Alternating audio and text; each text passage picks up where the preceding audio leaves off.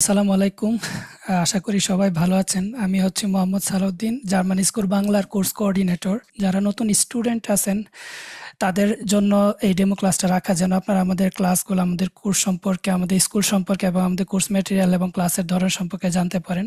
সেই জন্য আমাদের আজকে ডেমো ক্লাসটা রাখা। তো এই ক্লাসটার পর আমাদের 15 তারিখ থেকে A1-এর নতুন ব্যাচটা শুরু হবে, যেটাতে অলরেডি ভর্তি চলছে। তো আজকে আপনারা ক্লাসটা করার মাধ্যমে আমাদের জানতে পারবেন আমাদের কোর্সগুলো কেমন হবে এবং আশা করি সিদ্ধান্ত নিতে পারবেন। তো আপনাদেরকে আবারও ওয়েলকাম করতেছি আমাদের ডয়েচ A1 ইন্টেনসিভ কোর্সের ডেমো ক্লাসে। আজকে আমাদের ক্লাসটাতে কি কি থাকবে, আলোচ্য সূচিগুলো কি একটু বলে নেই। আমাদের ক্লাসটা এমনিতে 1 থেকে 1.5 ঘন্টার মতো হবে। আমাদের ডেমো ক্লাসের পর একটা কোশ্চেন আনসারিং সেশনও থাকবে। তো ওই সময় আপনারা আপনাদের প্রশ্নগুলো করতে পারবেন। তো ফার্স্টে আমরা আমাদের স্কুল সম্পর্কে, আমাদের সম্পর্কে একটু সংক্ষিপ্ত পরিচিতি দিব।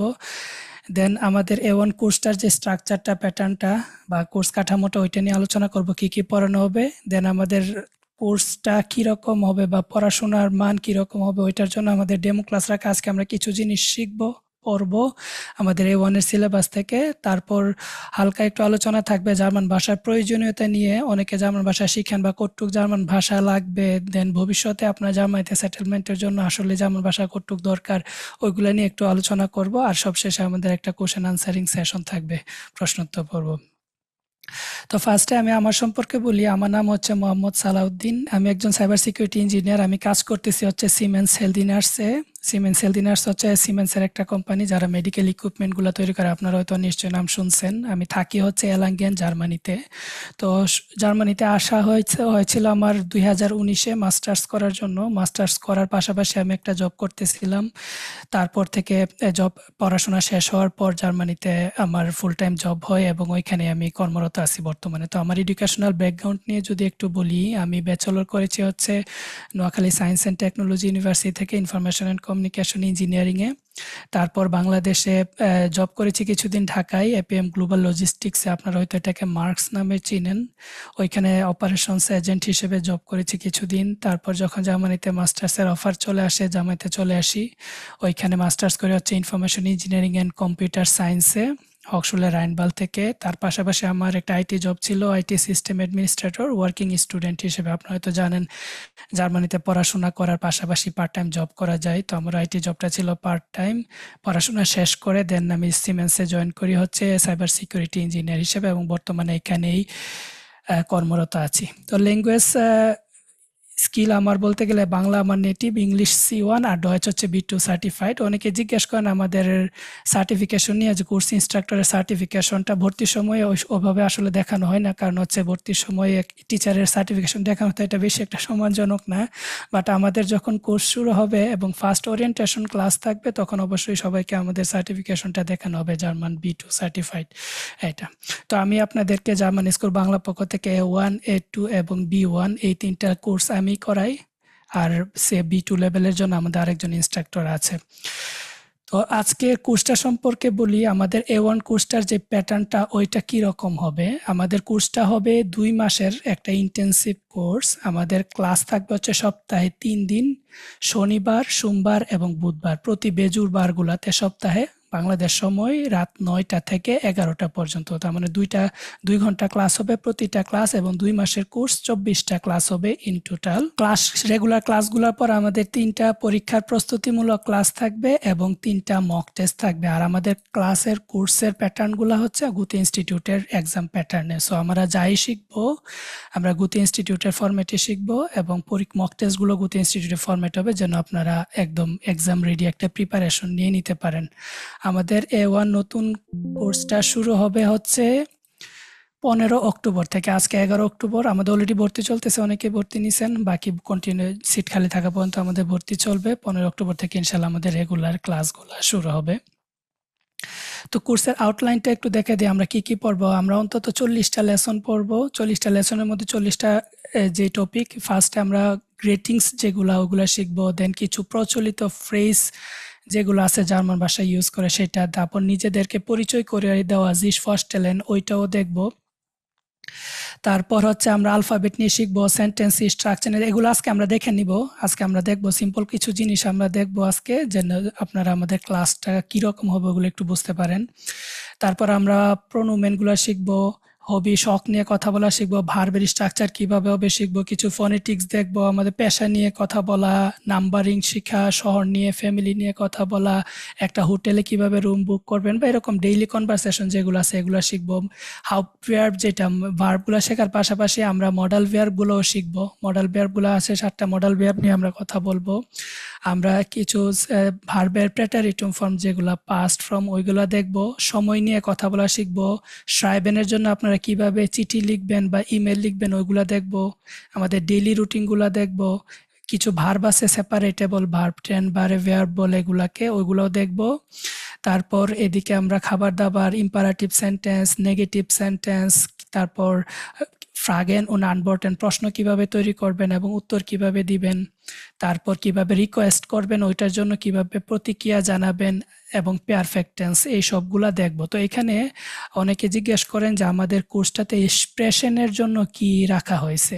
তো আমাদের কোর্সটা যেহেতু একটা জেনারেল কোর্স, 4টা মডিউলই আমরা পড়াবো, শ্রাইবেন, হোরেন, লেজেন, এক্সপ্রেশন 4টাই, তো সব কিছুই সমানভাবে থাকবে। আমরা যা ক্লাসে পড়বো, আমাদের অনেক ডায়লগ প্র্যাকটিস করাবো, ওই ডায়লগগুলো আমরা ক্লাসে এক্সপ্রেশনের জন্য প্র্যাকটিস করব। আমরা যে ফ্রাগেন ও নানবর্টেন আছে আপনারা হয়তো জানেন, বা যারা A1 নিয়ে মোটামুটি পড়ছেন হয়তো জানেন যে আমাদের গুতে A1 এক্সামের 3টা পার্ট থাকে এক্সপ্রেশনে। একটা হচ্ছে নিজের পরিচয় দেওয়া, এটা হচ্ছে জিস ফার্স্টেলেন যেটা এটা, তারপর হচ্ছে প্রশ্ন করা এবং উত্তর দেওয়া, 2টা কিওয়ার্ড থাকবে, 2টা প্রশ্ন করতে হবে এবং 2টার উত্তর দিতে হবে। এটা হচ্ছে এই টাইলটা, আর আরেকটা হচ্ছে বিটেন ও রিয়াকশনের বা রিয়াগিয়ারেন প্রতিক্রিয়া জানাতো, ওইটা। এই 3টা টাইলে আমরা এক্সপ্রেশনগুলার সবকিছু দেখে ফেলবো। আর মাঝপথে যেগুলা শিখবো সবকিছু কিন্তু এক্সপ্রেশনের জন্য কাজে লাগবে। শুধু যে আমরা এই 3টা ক্লাসে এক্সপ্রেশন দেখবো সেটা না, আমরা যা পড়বো তা ক্লাসে যখন পড়া নিব, কাউকে বলতে বলবো, ওইগুলোই তো এক্সপ্রেশনের জন্য কাজে লাগবে। তো এক্সপ্রেশনটা হয়ে যাবে। দেন শ্রাইবেনও আছে আমাদের এখানে আইনলাডুং মানে আমন্ত্রণপত্র জানানো বা চিঠি লেখা, এটা ফর্মাল ইনফর্মাল দুটোটাই আমরা শিখবো। তারপর আমরা কিভাবে ফর্ম ফিল আপ করে ফর্মুলা হাউসফুলেন ওইটাও ক্লাসে দেখবো। তো সাহেবেন হয়ে যাবে, আর বাদ বাকি সব লেজেন আর হুরেনের জন্য আমাদের থাকবে। তো এখানে আমরা 3টা কেস দেখবো, আর্টিকেলের হোক, সেটা প্রোনাউনগুলার হোক, পসেসিভ প্রোনাউনগুলো হোক, 3টারই কেস দেখবো। নমিনাটিভ, আকুজাটিভ, ডাটিভ, এটা হয়তো আপনারা এখন বুঝবেন না যারা একদমই নতুন, বাট ওই 3টা কেসে আমরা কি কি দেখবো দেখেন।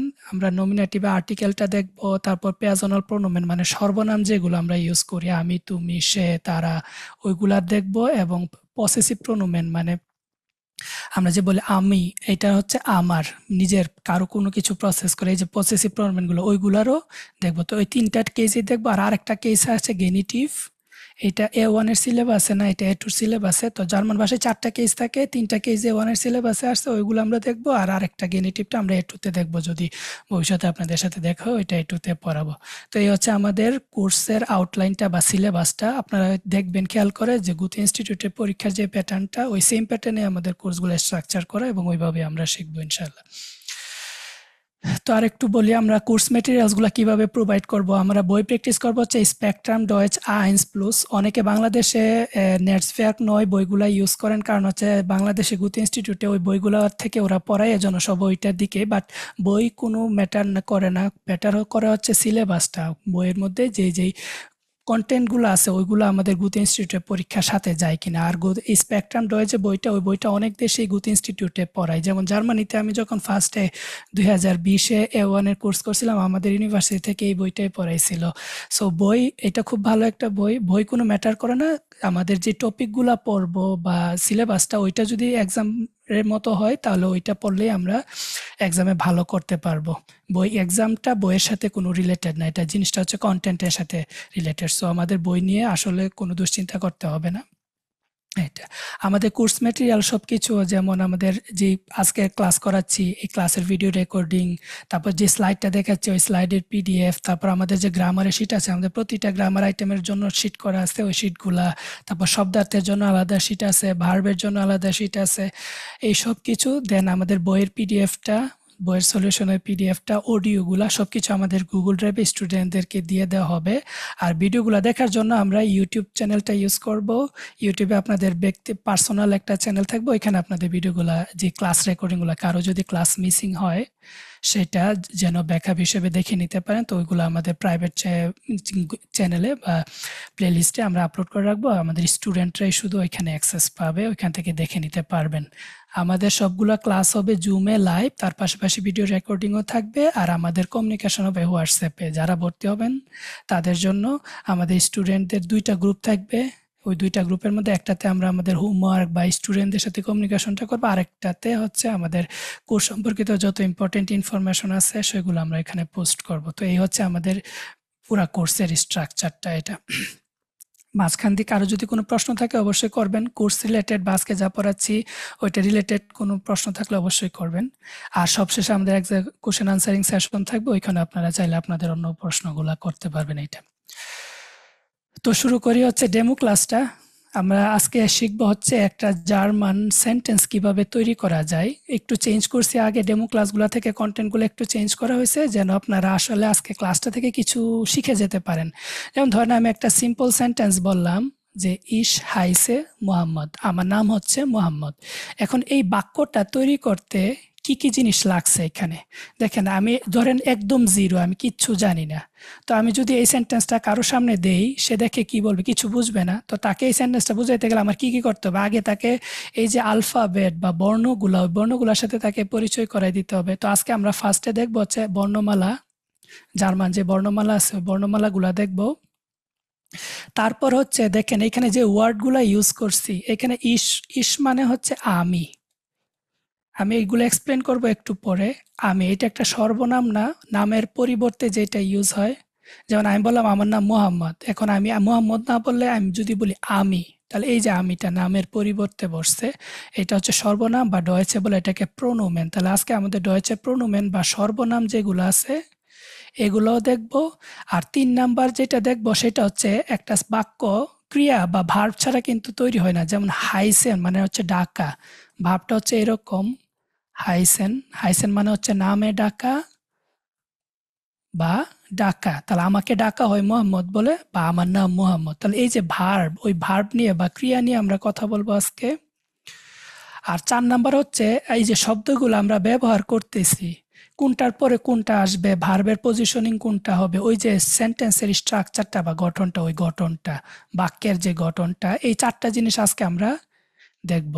তাহলে এই 4টা জিনিস দেখার মাধ্যমে আমাদের বোঝা যাবে, একদম সিম্পল একটা আইডিয়া আসবে যে একটা জার্মান সেন্টেন্স বা বাক্য কিভাবে তৈরি হয়। এই জন্য 4টা জিনিস আলাদা একটু করে পড়াবো, দেন আবার ফিরে আসবো এই সেন্টেন্সগুলোতে, তারপর আপনারা বুঝতে পারবেন যে এই সেন্টেন্সটা কিভাবে তৈরি হয়েছে। তো এরকম কয়েকটা সেন্টেন্স একটু দেখাই আগে। ইস কমে আউস বাংলাদেশ, এই কমে এইটা আসছে কমেন ভার্ব থেকে। কমেন মানে হচ্ছে আসা বা টু কাম, আসা, আমি বাংলাদেশ থেকে এসেছি। তাহলে এই যে ভার্বটা দেখেন, এটার ইন্ডিং এ কিছু পরিবর্তন হয়েছে। এখানে ফুল ভার্বটার ফর্ম ছিল কমেন, এখানে হয়ে গেছে কমে। তাহলে এটা কিভাবে হয় ওইটাও আমরা দেখব। আউস মানে থেকে, বাংলাদেশ, বাংলাদেশ ডয়েচে বানানো হচ্ছে SC, হ্যাঁ এটা একটু খেয়াল রাখবেন। তো আমি বাংলাদেশ থেকে এসেছি। ইস ভুনে ইন এয়ারলাঙ্গেন, আমি এয়ারলাঙ্গেনে বাস করি। তো এই যে সিম্পল সেন্টেন্সগুলা জার্মান ভাষার, ওই বাক্যগুলা কিভাবে তৈরি হয়েছে এখন আমরা পার্ট বাই পার্ট এটাকে বা সেন্টেন্সটাকে ভাঙবো এবং প্রতিটা জিনিস আমরা শিখবো ইনশাল্লাহ।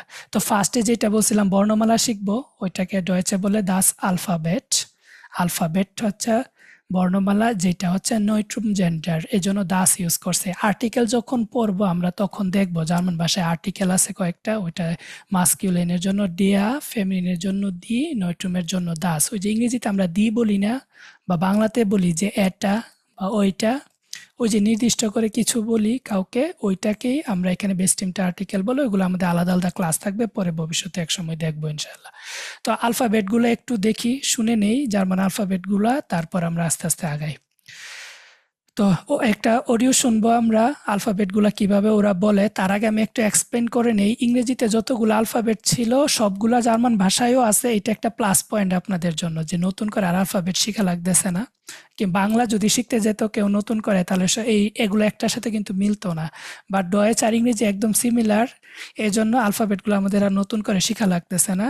তবে আমাদের 4টা নতুন বর্ণ আমাদের শিখতে হবে। সেটা হচ্ছে এই যে এটার উপর 2টা ফুটা দিলে এটাকে বলে এ উমলাউট, এটাকে বলে উমলাউট। তো umlautটা মানে হচ্ছে ২ টা ফুটা দিবেন এবং এর উচ্চারণটা একটু চেঞ্জ হবে, একটু লম্বা হবে।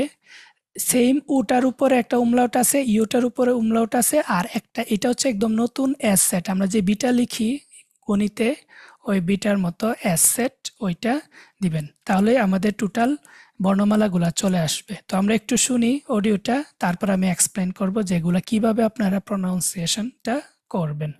একটু শুনেন সবাই। Kapitel 1, Aufgabe 8, das Alphabet. A, B, C, D, E, F, G, H, I, J, K, L, M, N, O, P, Q, R, S, T, U, V, W, X, Y, Z. Besondere Buchstaben Ä, Ö, Ü, S, Z. তো একটু explain করি, আপনারা শুনতে পারছেন তো? Audio শোনা গেছে? জি ভাইয়া, শোনা গেছে। ওকে, তো একটু এক্সপ্লেন করি যে এটা আপনারা কিভাবে প্রনাউন্সিয়েশন করবেন। ক্লাসে আমরা সবাই একসাথে প্রনাউন্সিয়েট করে আমরা প্র্যাকটিস করব ক্লাসে, বাট এখন করতেছি না ডেমো ক্লাসের খাতিরে। তো এখন আমরা একটু এক্সপ্লেন করে দেন সামনে আগাবো। এখানে এটাকে ডয়েচে বলে আ, এটাকে আমরা বলবো আ, বি, সি, ডি, ই, এফ, জিটাকে বলবো গি, গি, আর এইচটাকে বলবো হা, গি, হা, আইটাকে বলবো ই, জেটাকে ওরা বলে ইয়ট, ইয়ার মতো উচ্চারণ হয়। আরবি ইয়া আছে না, যেমন ইয়ট আ, ইয়া, ইয়া মানে হচ্ছে ইয়েস বা হা, অথবা আর হচ্ছে ইয়াকে, ইয়াকে মানে হচ্ছে জ্যাকেট, তাহলে ইয়ার মতো উচ্চারণ হয় ইয়টটা। কেটাকে বলে কা, এল, এম, এন, উ, পি, কিউটাকে বলে কু, কু, এর, আরটাকে বলে এর, এস, টি, ইউটাকে ইউ না বলে আবার বলে উ, ভিটাকে ওরা বলে ফাও, ফাও, এফ এর মতো একটা উচ্চারণ হয়, ভিটাকে বলে ফাও, আর ডব্লিউ যেটা ওইটাকে বলে ভি, ওই যে উল্টা গেছে আর কি, ভিটাকে ডব্লিউটার মতো উচ্চারণ করে। এখন ভিটা হচ্ছে ফাও আর ডব্লিউটা হচ্ছে ভি। তারপর ইক্স, উপসিলন আর সেট, ইক্স, উপসিলন, সেট। তাহলে কয়েকটা জিনিসের চেঞ্জ আছে, যেমন আমরা এটাকে বলতেছি আ, আইটাকে বলতেছি ই, জিটাকে গি বলতেছি, হাটাকে, এইচটাকে হা বলতেছি, জেটাকে বলতেছি ইয়ট, আর কিউটাকে বলতেছি কু, আরটাকে এর, তারপর এই যে ভিটাকে ফাও, আর ডব্লিউটাকে বলতেছি ভি, ইক্স, উপসিলন, সেট, এটা। তো এই যে ব্যতিক্রম আছে ওই প্রনাউন্সিয়েশনগুলো কিছুদিন প্র্যাকটিস করলে ইনশাল্লাহ প্রনাউন্সিয়েশনে চলে আসবে। আর যেগুলো আছে বেজুন্ডারেস মানে কিছু বিশেষ যে প্রনাউন্সিয়েশনটা বা উমলাউটগুলা, সেটা হচ্ছে আটাকে এখন একটু লম্বা করে উচ্চারণ করবেন, এ, উটাকে একটু গোল করে উচ্চারণ করবেন, উ, ইউটাকে, ইউর উপরে যে উমলাউটটা এটাকে একটু নিচের দিকে প্রনাউন্সিয়েশন করবে উ, আর এস সেট, এস সেট হচ্ছে দুইটা এস এর মতো, আমরা ডাবল এস উচ্চারণ করলে যেরকম একটা সেন্টেন্সে আসে, যেমন হাইসেন একটু আগে দেখে আসলাম, হাই এস সেট এ এন, হাইসেন, এই সেটটা যদি দুইটা এস থাকতো এখানে একই উচ্চারণ হইতো, হাইসেন। তো ওই দুইটা এস এর উচ্চারণটাই এখন সেটটাতে চলে গেছে, হাইসেন মানে হচ্ছে নামে ডাকা, এটা।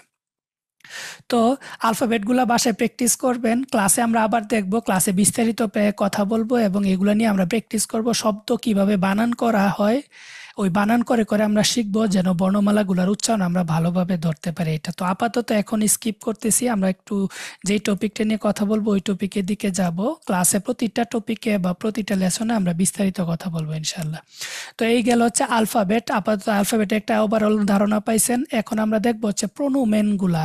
আমি যে ইউজ করছিলাম একটু আগে সেন্টেন্সটা, যে ইস, কমে, আউস, বাংলাদেশ,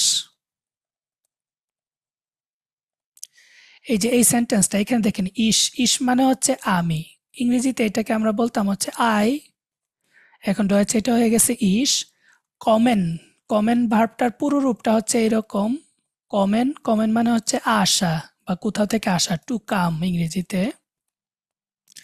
আর আউস মানে হচ্ছে থেকে, আমরা প্রিপোজিশন ইউজ করি না, from, I come from Bangladesh, ওইটাই হচ্ছে আউস প্রিপোজিশন, আর বাংলাদেশ তো বাংলাদেশ।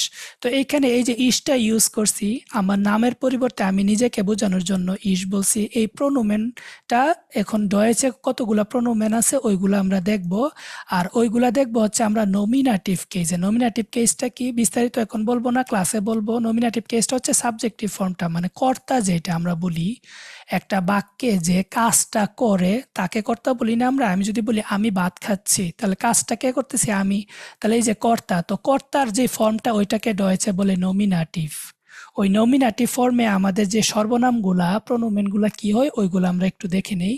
তো তার আগে বাংলাতে আমি এই সর্বনামগুলা একবার লিখি, তারপর ওইটা ডয়েসটা আমরা দেখে দেব। যেমন আমাদের বাংলাতে কি কি করি, সর্বনাম ইউজ করি আমরা। আমি যদি নিজেকে বুঝাই, আমি বলি যে হচ্ছে আমি, তাই না?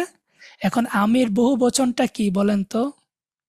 যেখানে আমরা থাকি সবাই, এটা না আমির বহু বচন আমরা, তাই না? তো আমি যদি আপনাকে তুমি করে বলি, লিখলাম তুমি, এই তো তুমির বহু বচন আমরা কি লিখি? তোমরা, তাই না? তারপর আমরা তুমি না বলে যদি আপনাকে আপনি করে বলি, তাহলে আমার আরেকটা প্রোনোমেন আসতেছে, সর্বনাম আসতেছে হচ্ছে আপনি, আর এইটার প্লুরাল ফর্মটা হচ্ছে আপনারা। তারপর থার্ড পারসন, তৃতীয় ব্যক্তি, যে আমি যদি আমার কোনো এক বন্ধু সম্পর্কে আপনাদেরকে সাথে কথা বলি, আমি বলি তাকে সে বলে, এটা ছেলেও বোঝায় মেয়েও বোঝায়। আর কোনো একটা বস্তু সম্পর্কে যদি বলি, আমি বললাম যে কলমটা বা এটা, তাহলে আমরা ইউজ করি এটা। আর এগুলার প্লুরাল বা বহুবচনটা কি? এগুলো বা তারা। তাহলে সে যদি থার্ড পারসন ব্যক্তি থাকে, তাহলে আমরা বলি তারা, তারা আজকে খেলতে যাচ্ছে। অথবা অনেকগুলা বস্তু যদি আপনি বলেন, তাহলে আমরা কি বলি? এগুলো বা এগুলি, তাই না? তো এগুলো ছিল আমাদের সর্বনামগুলো। এখন এগুলোর ডয়েচ ফর্মগুলো আমরা শিখে নেই, জাস্ট জেনে নেই, তাহলে আমরা বাক্যে ব্যবহার করতে পারবো। তো এগুলা দেখি একবার। আগে সর্বনাম কি কাকে বলে? যেটা হচ্ছে আমাদের বিশেষ্য বা নাউন, যেটা ইংরেজিতে আমরা নাউন বলি আর ডয়েচে আমরা বলি নোমেন। নাউনের পরিবর্তে যে বসবে, যেমন আমার নাম হচ্ছে মোহাম্মদ, আমি যদি আমার বদলে আমি বলি, তাহলে এটা নামের পরিবর্তে যেটা বসছে সেটাকে আমরা বলবো সর্বনাম বা ডয়েচে বলবো প্রোনোমেন। আর ওই প্রোনোমেনটা যদি কোনো একটা ব্যক্তিকে বোঝায়, তখন ওইটাকে বলবো পেয়াজোনাল প্রোনোমেন। পেয়াজোনাল মানে পার্সন বা ব্যক্তি, ব্যক্তি সর্বনাম। তো একটা এক্সাম্পল দেই, লিখলাম যে মোহাম্মদ wohnt ইন এলাঙ্গেন। wohnt মানে বাস করা, wohnen, এগুলো আপনারা আস্তে আস্তে শিখবেন, আজকে সব শিখতে হবে না। আমরা জাস্ট দেখাই দিচ্ছি একটা বাক্য কিভাবে তৈরি হয়। ক্লাস আমরা প্রতিটা টপিকে একদম ডিটেইলড কথা আলোচনা করব। wohnen মানে হচ্ছে বাস করা। এখন মোহাম্মদের সাথে এটা হয়ে যায় wohnt, কিভাবে চেঞ্জটা হয় আমরা একটু পরে দেখব। মোহাম্মদ wohnt ইন এলাঙ্গেন, ইন মানে মধ্যে, মোহাম্মদ এলাঙ্গেন শহরে বাস করে। আমরা বলি না আই লিভ ইন ঢাকা, আমি ঢাকায় বাস করি। তো এখানে ইনটাই একটা প্রিপোজিশন, ওই প্রিপোজিশন হিসেবে আসছে। প্রিপোজিশন আলাদা ক্লাস আছে আমাদের ফেসবুক পেজে এবং ইউটিউব চ্যানেলে, প্রিপোজিশনে কিছু ক্লাস আপলোড করা আছে, আপনারা চাইলে ওইখান থেকে দেখে নিতে পারেন যে ইনটার এই যে ইন, এইটার ইউজটা আমরা কিভাবে করব। ক্লাসেও আমরা এটুর ক্লাসে প্রিপোজিশন নিয়ে কথা বলবো, তখনও দেখব।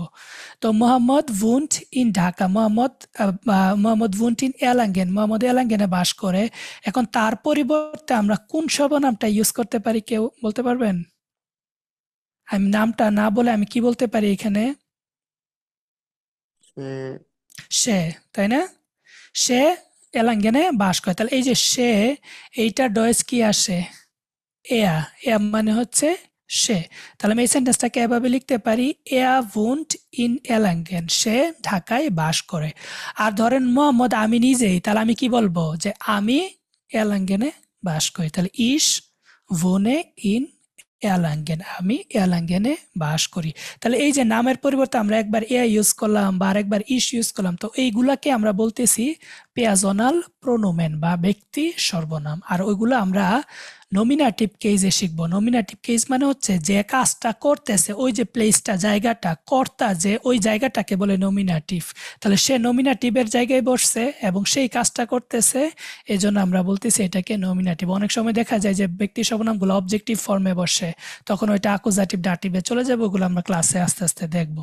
তো সবগুলা প্রোনোমেন আমরা একসাথে দেখে নেই। জার্মান ভাষায় যতগুলা প্রোনোমেন আছে সেগুলা। আমি আমার জন্য ডয়েচে ইউজ করব আমরা ইস। ইস মানে হচ্ছে, আপনারা ভোকাবুলারি শিখে ফেলবেন ডিরেক্ট, এখন বুঝে যান, পরে বাসায় শিখে ফেলবেন। ইস মানে হচ্ছে আমি, আর আমরাকে আমরা বলবো ভিয়া। ডব্লিউটাকে আমরা বলছিলাম না ভি এর মতো উচ্চারণ হবে, ভি ডব্লিউটা। তাহলে এটা বানানটা দেখেন, ভি ই এর বা আরটা আর কি, ভিয়া। ভিয়া মানে হচ্ছে আমরা, ইস হচ্ছে আমি, ভিয়া হচ্ছে আমরা। ডু মানে হচ্ছে তুমি, আর ইয়া মানে হচ্ছে তোমরা। আমি বললাম আপনাকে তুমি করে, তাহলে আমি বললাম যে ডু। আর আপনার সাথে আরো ৩-৪ জন আছে, আমি আপনাদের সবাইকে একসাথে বললাম, তখন আমরা বলবো, আমি বলবো ইয়া মানে তোমরা, এটা। আর এটা হচ্ছে ইনফর্মাল, আপনি আপনার ফ্রেন্ড, আপনার কলিগ বা আপনার ছোট কেউকে বললে ডু দিয়ে বলতে পারেন। আপনি যদি অপরিচিত কাউকে বলে কারোর সাথে কথা বলেন, বা আপনার সিনিয়র কেউ বা ম্যানেজার, তখন আপনি জি ইউজ করবেন। জিটা হচ্ছে ফর্মাল। জি মানে হচ্ছে আপনি, এখানে এসটা বড় হাতের। দেখেন আমরা জার্মান ভাষায় যত ফর্মাল কিছু ইউজ করি সবগুলার এটা এসটা বড় হাতের থাকবে। তাহলে জি মানে হচ্ছে আপনি, আর এইটার প্লুরাল ফর্ম হচ্ছে জি, কিন্তু অর্থ হয়ে গেছে আপনারা। তো কখন জি কখন কিভাবে আরেক জিতে হয়ে যাবে, এগুলো আমরা এক সময় ক্লাসে বিস্তারিত আলোচনা করব। এখানে 4টা জি আছে, কোন জিটাতে অনেকে প্যাচ লাগান, কোন জিটা দিয়ে কখন কি মিন করতেছে ওইটা বুঝতে, ওগুলো আমরা ক্লাসে ডিসকাস করব। জি মানে হচ্ছে আপনি, আর আরেকটা জি হচ্ছে আপনারা। তারপর থার্ড পার্সনের ক্ষেত্রে আমরা তৃতীয় ব্যক্তি, যদি আমি আমার বন্ধু সম্পর্কে আপনাদের কাছে কিছু বলি, আমি বলবো যে সে, ওই সে ডয়েস হচ্ছে এয়া। এয়া হচ্ছে ছেলে, সে। এয়া দিয়ে আমরা ছেলেটাকে, ওই ইংরেজিতে আমরা হি আর শি ইউজ করি না, ছেলে হলে হি, মেয়ে হলে শি। তো এখানে ডয়েচে এয়া মানে হচ্ছে একটা ছেলে, সে। জিটা হচ্ছে একটা মেয়ে, আর কোন একটা বস্তুকে যদি আপনি বুঝান তাহলে এটা হবে এস। এস মানে হচ্ছে এটা বা বস্তুটা। আর ওই তিনোটার প্লুরাল ফর্মটা হচ্ছে জি, তারা। ইংরেজিতে আমরা যেটাকে দে বলি, তারা। তাহলে এই হচ্ছে আমাদের ডয়েচের প্রোনোমেন গুলা, এবং ওই প্রোনোমেন গুলো আমরা শিখতেছি নমিনেটিভ কেসে, মানে হচ্ছে যখন তাদেরকে আপনি কর্তা হিসেবে বা সাবজেক্ট হিসেবে ইউজ করবেন সেন্টেন্সে, তখন আমরা এগুলা ইউজ করব। তাহলে আমি যদি বলি যে আমি ভাত খাচ্ছি, তাহলে এখানে আমির জন্য আমরা কি আনবো, ইস, তাই না? তাহলে আমার সেন্টেন্সটা হবে ইস ভাত খাচ্ছি। খাওয়া, খাওয়ার ডয়েচ হচ্ছে এসেন। ভার্বের শিটগুলা আমরা দিয়ে দিব, সবগুলা ভার্বের কনজুগেশন সবকিছু শিট পাবেন, ওইখান থেকে শিখে নিতে পারবেন। তো ইসের সাথে এসএন এর এনটা বাদ যে শুধু এসে পর্যন্ত আসে, তো আমরা লিখব ইস এসে, আর ভাতের ডয়েচ হচ্ছে রাইস, আমি ভাত খাচ্ছি বা আমি ভাত খাই। তাহলে এই যে এখানে আমরা ইস ইউজ করলাম এরকম। আবার এখানে আমি যদি বলি যে আপনি ভাত খাচ্ছেন, তাহলে আমি ইউজ করব এস ই এ জি, আর এসএনটা হয়ে যাবে এসএন, মানে পুরাটা ভার্বের ফর্ম আসবে। একটু পরে ভার্বের ফর্মগুলা দেখাবো, তখন বুঝতে পারবেন যে ভার্বের পুরা রূপটা এখানে আসবে, জি এসএন রাইস, আপনি ভাত খাচ্ছেন, এটা। তো এইভাবে আমরা প্রোনোমেনগুলা একদম শুরুতে ব্যবহার করে দিতে পারি। আরেকবার বলি, ইস, ইসের প্লুরাল হচ্ছে ভিয়া। ডু মানে হচ্ছে তুমি, এর প্লুরাল হচ্ছে ইয়া, তোমরা। জি মানে হচ্ছে আপনি, আর জির প্লুরাল জি, এটা হচ্ছে আপনারা। এয়া হচ্ছে সে, জি অর্থ সে, এজও যে, এই তিনোটার প্লুরাল হচ্ছে জি, তারা, এটা। তো এগুলো বাসায় একটু দেখে নিবেন, এটা। তো গেল আমাদের বর্ণমালা বা আলফাবেট। তারপর আমরা গেলাম যে পেয়াজনাল প্রোনোমেনগুলো, এইটা।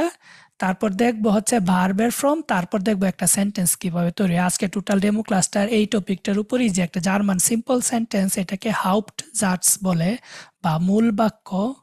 হাউপ্ট জাটস, হাউট মানে হচ্ছে প্রধান বা মূল, জাটস মানে হচ্ছে বাক্য। তাহলে একটা সিম্পল সেন্টেন্স কিভাবে তৈরি হয় আমরা জাস্ট এইটাই আজকে দেখতেছি। পরে পরবর্তীতে কোর্সে আমরা প্রতিটা জিনিস আস্তে আস্তে বিস্তারিত আলোচনা করব। গেল এটা। তো এখন কথা বলে হচ্ছে ভার্ব নিয়ে। ভার্ব মানে হচ্ছে ক্রিয়া বা ভার্ব। এটা ছাড়া একটা সেন্টেন্স তৈরি হয় না। ইংরেজিতে বা বাংলাতে যেমন ভার্ব ছাড়া বা ক্রিয়া ছাড়া সেন্টেন্স তৈরি হয় না, ডয়েচেও ক্রিয়া ছাড়া আপনি সেন্টেন্স তৈরি করতে পারবেন না। এই জন্য ভার্বটা খুবই ইম্পর্টেন্ট। তো আজকে আলোচনাটা বেশিরভাগ ভার্ব নিয়েই থাকবে। তো ভার্বের যে গঠনটা ওইটা আমরা একবার দেখি। ওইটাকে বলে ভার্ব স্ট্রাকচার, মানে হচ্ছে ভার্বের বা ক্রিয়াপদের গঠন। জার্মান ভাষায় সবগুলা ভার্ব দেখবেন লাস্টে একটা ইএন আছে। তো এই ইএন থাকা পর্যন্ত টোটাল ভার্বটা, ভার্বের যে পূর্ণ রূপটা, ওইটাকে আমরা বলি ইনফিনিটিভ। ইংরেজিতে কিন্তু আমরা ইনফিনিটিভ ফর্ম শিখে আসছি বা বেস ফর্ম যেটাকে বলি। তো এটা হচ্ছে একটা ভার্ব যেটার দুইটা পার্ট। একটা হচ্ছে ভার্বের মেইন অংশটা, এটাকে আমরা বলতেছি ভার্ব স্টাম, মানে ভার্বের মূল অংশ, বা বাংলাতে যেটা আমরা ধাতু বলতাম, যে ভার্বের প্রধান অংশটা, যে অংশটাকে আর ভাঙ্গা যায় না, ভাঙলে এর কোনো মিনিং আসে না, ওই অংশটাকে আমরা বলি যে ভার্ব স্টাম বা ভার্বের মূল অংশ। আর শেষে যেটা, ওইটা হচ্ছে ইন্ডুং বা ইন্ডিংটা। এখানে এটুকটাকে আমরা বলতেছি ইন্ডুং। আর ইন্ডুং দেখবেন ডয়েচ ভার্বগুলোর ইন্ডুং ম্যাক্সিমাম ইএন থাকে লাস্টে। এটা তো ভুনেন, ভুনেন শব্দের অর্থ হচ্ছে বাস করা। আর আমরা যদি এটা ইংরেজিতে বলি টু লিভ বা বাস করা, কোথাও বাস করা। ধরুন আমি বললাম যে ইস ভুনে ইন ঢাকা, আমি ঢাকায় বাস করি। ইস ভুনে ইন বার্লিন, আমি বার্লিনে বাস করি। তাহলে এই ভার্বটা, তো এখানে দুইটা পার্ট। এই ইন্ডুংটাকে আমরা সবসময় চেঞ্জ করব। কিভাবে চেঞ্জ করব? আমরা যে একটু আগে প্রোনাউনগুলো দেখে আসছি, একটা ছিল ইস ফার্স্ট পারসন প্রথম ব্যক্তি, ডু তুমি সেকেন্ড পারসন। তাহলে এই যে প্রোনোমেনগুলো দেখছি, ওইগুলোর উপর ভিত্তি করে ভার্বের ইন্ডিংগুলো চেঞ্জ হয়। যেমন বাংলাতেও কিন্তু আমাদের ভার্বের ইন্ডিং চেঞ্জ হয়। আমি যদি বলি আমি আসি বা আসছি, তুমির সাথে কি হবে? আসি হবে না, তুমি আসছো হবে, এরকম না? আপনি আসছেন, অথবা আপনি ঢাকা থেকে এসেছেন। তো এই যে দেখেন ভার্বের ইন্ডিংগুলো চেঞ্জ হচ্ছে না। ইংরেজিতেও কিন্তু ইন্ডিংটা চেঞ্জ হয়। থার্ড পারসন সিঙ্গুলার হলে গো, ধরেন আমি গো মানে যাওয়া, যদি বলি যে হি গোস, এই যে গোস হয়ে গেছে, ইন্ডিংটা চেঞ্জ হচ্ছে। তো ডয়েচেও দেখবেন ভার্বের ইন্ডিংটা চেঞ্জ হয়। যেমন ইসের সাথে ভুনেন ভার্বটা হয়ে যায় ভুনে, এই যে শুধু ই পর্যন্ত আসে, এনটা আসে না।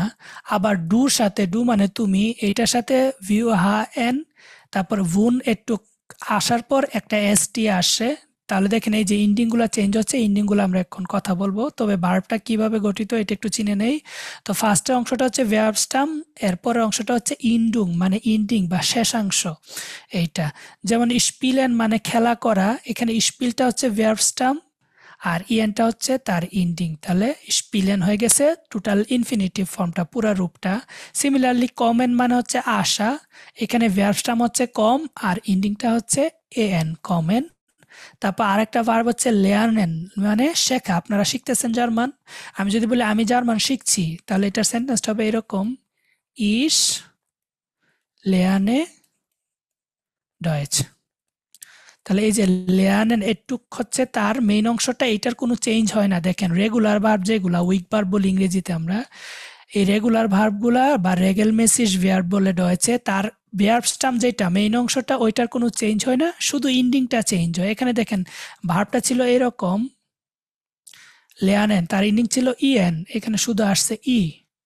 সেমটাতে যদি আমি জি ইউজ করি তখন পুরাটাই আসবে, জি লেয়ানেন ডয়েচ। আপনি জার্মান শিখতেছেন, তাহলে এখানে কিন্তু পুরোটাই আসছে এটা। তো ইন্ডিংটা কিভাবে চেঞ্জ হয় এখন দেখব। তো এই হচ্ছে আমাদের ভার্ব। ভার্বের দুইটা অংশ থাকে, এক হচ্ছে ভার্ব স্টাম আর একটা হচ্ছে তার ইন্ডুং। ভার্ব স্টাম প্লাস ইন্ডুং বা প্লাস ইন্ডুং, তা ওইটা হচ্ছে আমাদের টোটাল ইনফিনিটিভ ফর্মটা। অনেক সময় আমাদের ইনফিনিটিভ ফর্ম লিখতে হয়, এজন্য আমরা পুরাটা ভার্ব শিখব। তো ভার্বটাকে কিভাবে চেঞ্জ করব, আগে কয়েকটা এক্সাম্পল দেখে নেই। আমি বললাম যে ইস কমে আউস বাংলাদেশ, আমি বাংলাদেশ থেকে এসেছি। এখানে ভার্বের ইনফিনিটিভ ফর্মটা কি ছিল বলেন তো? ভার্বের পুরা রূপটা কি ছিল? কমেন। কমেন। লাস্টে একদম এন পর্যন্ত, এটা হচ্ছে তার পূর্ণ রূপটা, তাই না? কমেন। তো আমাদের মনে রাখতে হবে, যখন আমরা ইস ইউজ করব তখন ভার্বের এন্ডিং থেকে এই যে এন্ডটা ওই এন্ডটা বাদ দিয়ে দিতে হবে, শুধু ই পর্যন্ত আসবে। তাহলে কমেন ভার্বটা এখন কি হয়েছে, শুধু কমে পর্যন্ত আসছে এইটা। আবার আমি যদি লিখি ডু কমস আউস বাংলাদেশ, তুমি বাংলাদেশ থেকে এসেছো, তাহলে আমাদের খেয়াল রাখতে হবে যখন ডু ইউজ করব তখন এই ভার্ব স্টাম্পটার পরে আমাদের যে ইএনটা ছিল লাস্টে ওইটাকে আমরা বাদ দিয়ে আমাদের দিতে হবে এসটি। এটা মনে রাখতে হবে আমাদের। তাহলে ভার্ব ছিল কমেন, কে ও এম এম, তারপর এ এন কমেন, এখানে ভার্ব স্টাম্প কম, আর এই যে ইএনটা এটা আমরা বাদ দিয়ে দিব, দিয়ে এটার সাথে আমরা একটা এসটি অ্যাড করব। তাহলে আমার ভার্ব হয়ে গেল কি কমস্ট। তাহলে সবসময় ডুর সাথে ভার্বের এসটি ফর্মটা হয়, এগুলো আমাদের মনে রাখতে হবে। ইসের সাথে কি হয়, ভার্বের ই ফর্মটা হয় শেষে, ডুর সাথে কি হয়, ভার্বের এসটি ফর্মটা হয়। তাহলে ডু কমস্ট আউস বাংলাদেশ, তুমি বাংলাদেশ থেকে এসেছে। এটা তাহলে আমরা দুইটা কনজুগেশন অলরেডি শিখে ফেললাম। কনজুগেশন মানে হচ্ছে সংযোজন, মানে কিভাবে এর পিছনে সংযুক্ত হয় তার এন্ডিংটা। তো ভার্ব কনজুগেশন আমরা কিসের জন্য শিখলাম, ইসের জন্য আর ডুর জন্য। ইসের জন্য কি হবে, ভার্ব স্টামের পরে শুধু ই আসবে, আর ডুর জন্য কি হবে, ভার্ব স্টামের পরে এসটি আসবে। এটা মনে রাখতে হবে। আরেকবার বলি, ইসের সাথে হবে ই, ডুর সাথে হবে এসটি। তা আমার ভার্ব স্টামটা আমি লিখে ফেলবো, তারপর এই ইন্ডুংগুলো আমি মনে রেখে রেখে ওইভাবে বসাবো। তাহলে প্রতিটা প্রোনোমেনের সাথে ভার্বের ইন্ডিংটা চেঞ্জ হবে, ওইটা আমাদের খেয়াল রাখতে হবে। এটা তো দেখেন ভুনেন, এই ভুনেন ভার্বটা এখন যদি আমি ডুর সাথে ইউজ করি তাহলে কি হবে ভার্বটা, ডু। আমি যদি বলি যে ডু কি হবে বলেন তো, অন স্টে। এটা ভি, ডব্লিউটাকে আমরা ভি বলবো, ভি ও হা এন, ভুন এস টি, ভুনস্ট, ভুন তারপর একটা এস টি দিব, তাই না, ডু ভুনস্ট হয়ে যাবে। তাহলে আমার এই ভার্বটা হয়ে যাচ্ছে ডু ভুনস্ট। তাহলে ইসের সাথে আমি যদি এটাকে ইসের সাথে লিখতে চাই কি হবে,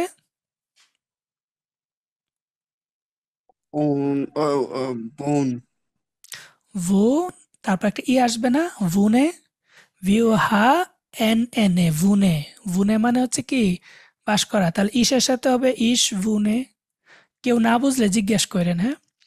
ইসের সাথে হবে ইস ভুনে, ডুর সাথে হবে ডু ভুনস। তাহলে এই দুইটা জিনিস আপনারা বুঝতে পারছেন এতক্ষণ যা বলছি, যে ভার্বের স্টামটা রেখে ইসের সাথে আমি শুধু ই অ্যাড করব, আর ডু আসলে ডুর সাথে এস টি অ্যাড করব। একটু কি বুঝতে পারছেন সবাই?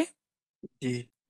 তাহলে একটু বুঝে থাকলে বাকিগুলো আমরা জাস্ট এসে জেনে নিব যে কিভাবে সেন্টেন্সগুলা হয়। তাহলে এক্সপ্রেশন ভার্বটা, এই এক্সপ্রেশন ভার্বটা কি হবে, ইসের সাথে হবে এস পি এর এ সি হা, তারপর এই যে ইএন থেকে শুধু ইটা আসবে, তাই না, জি। ইস এক্সপ্রেসে।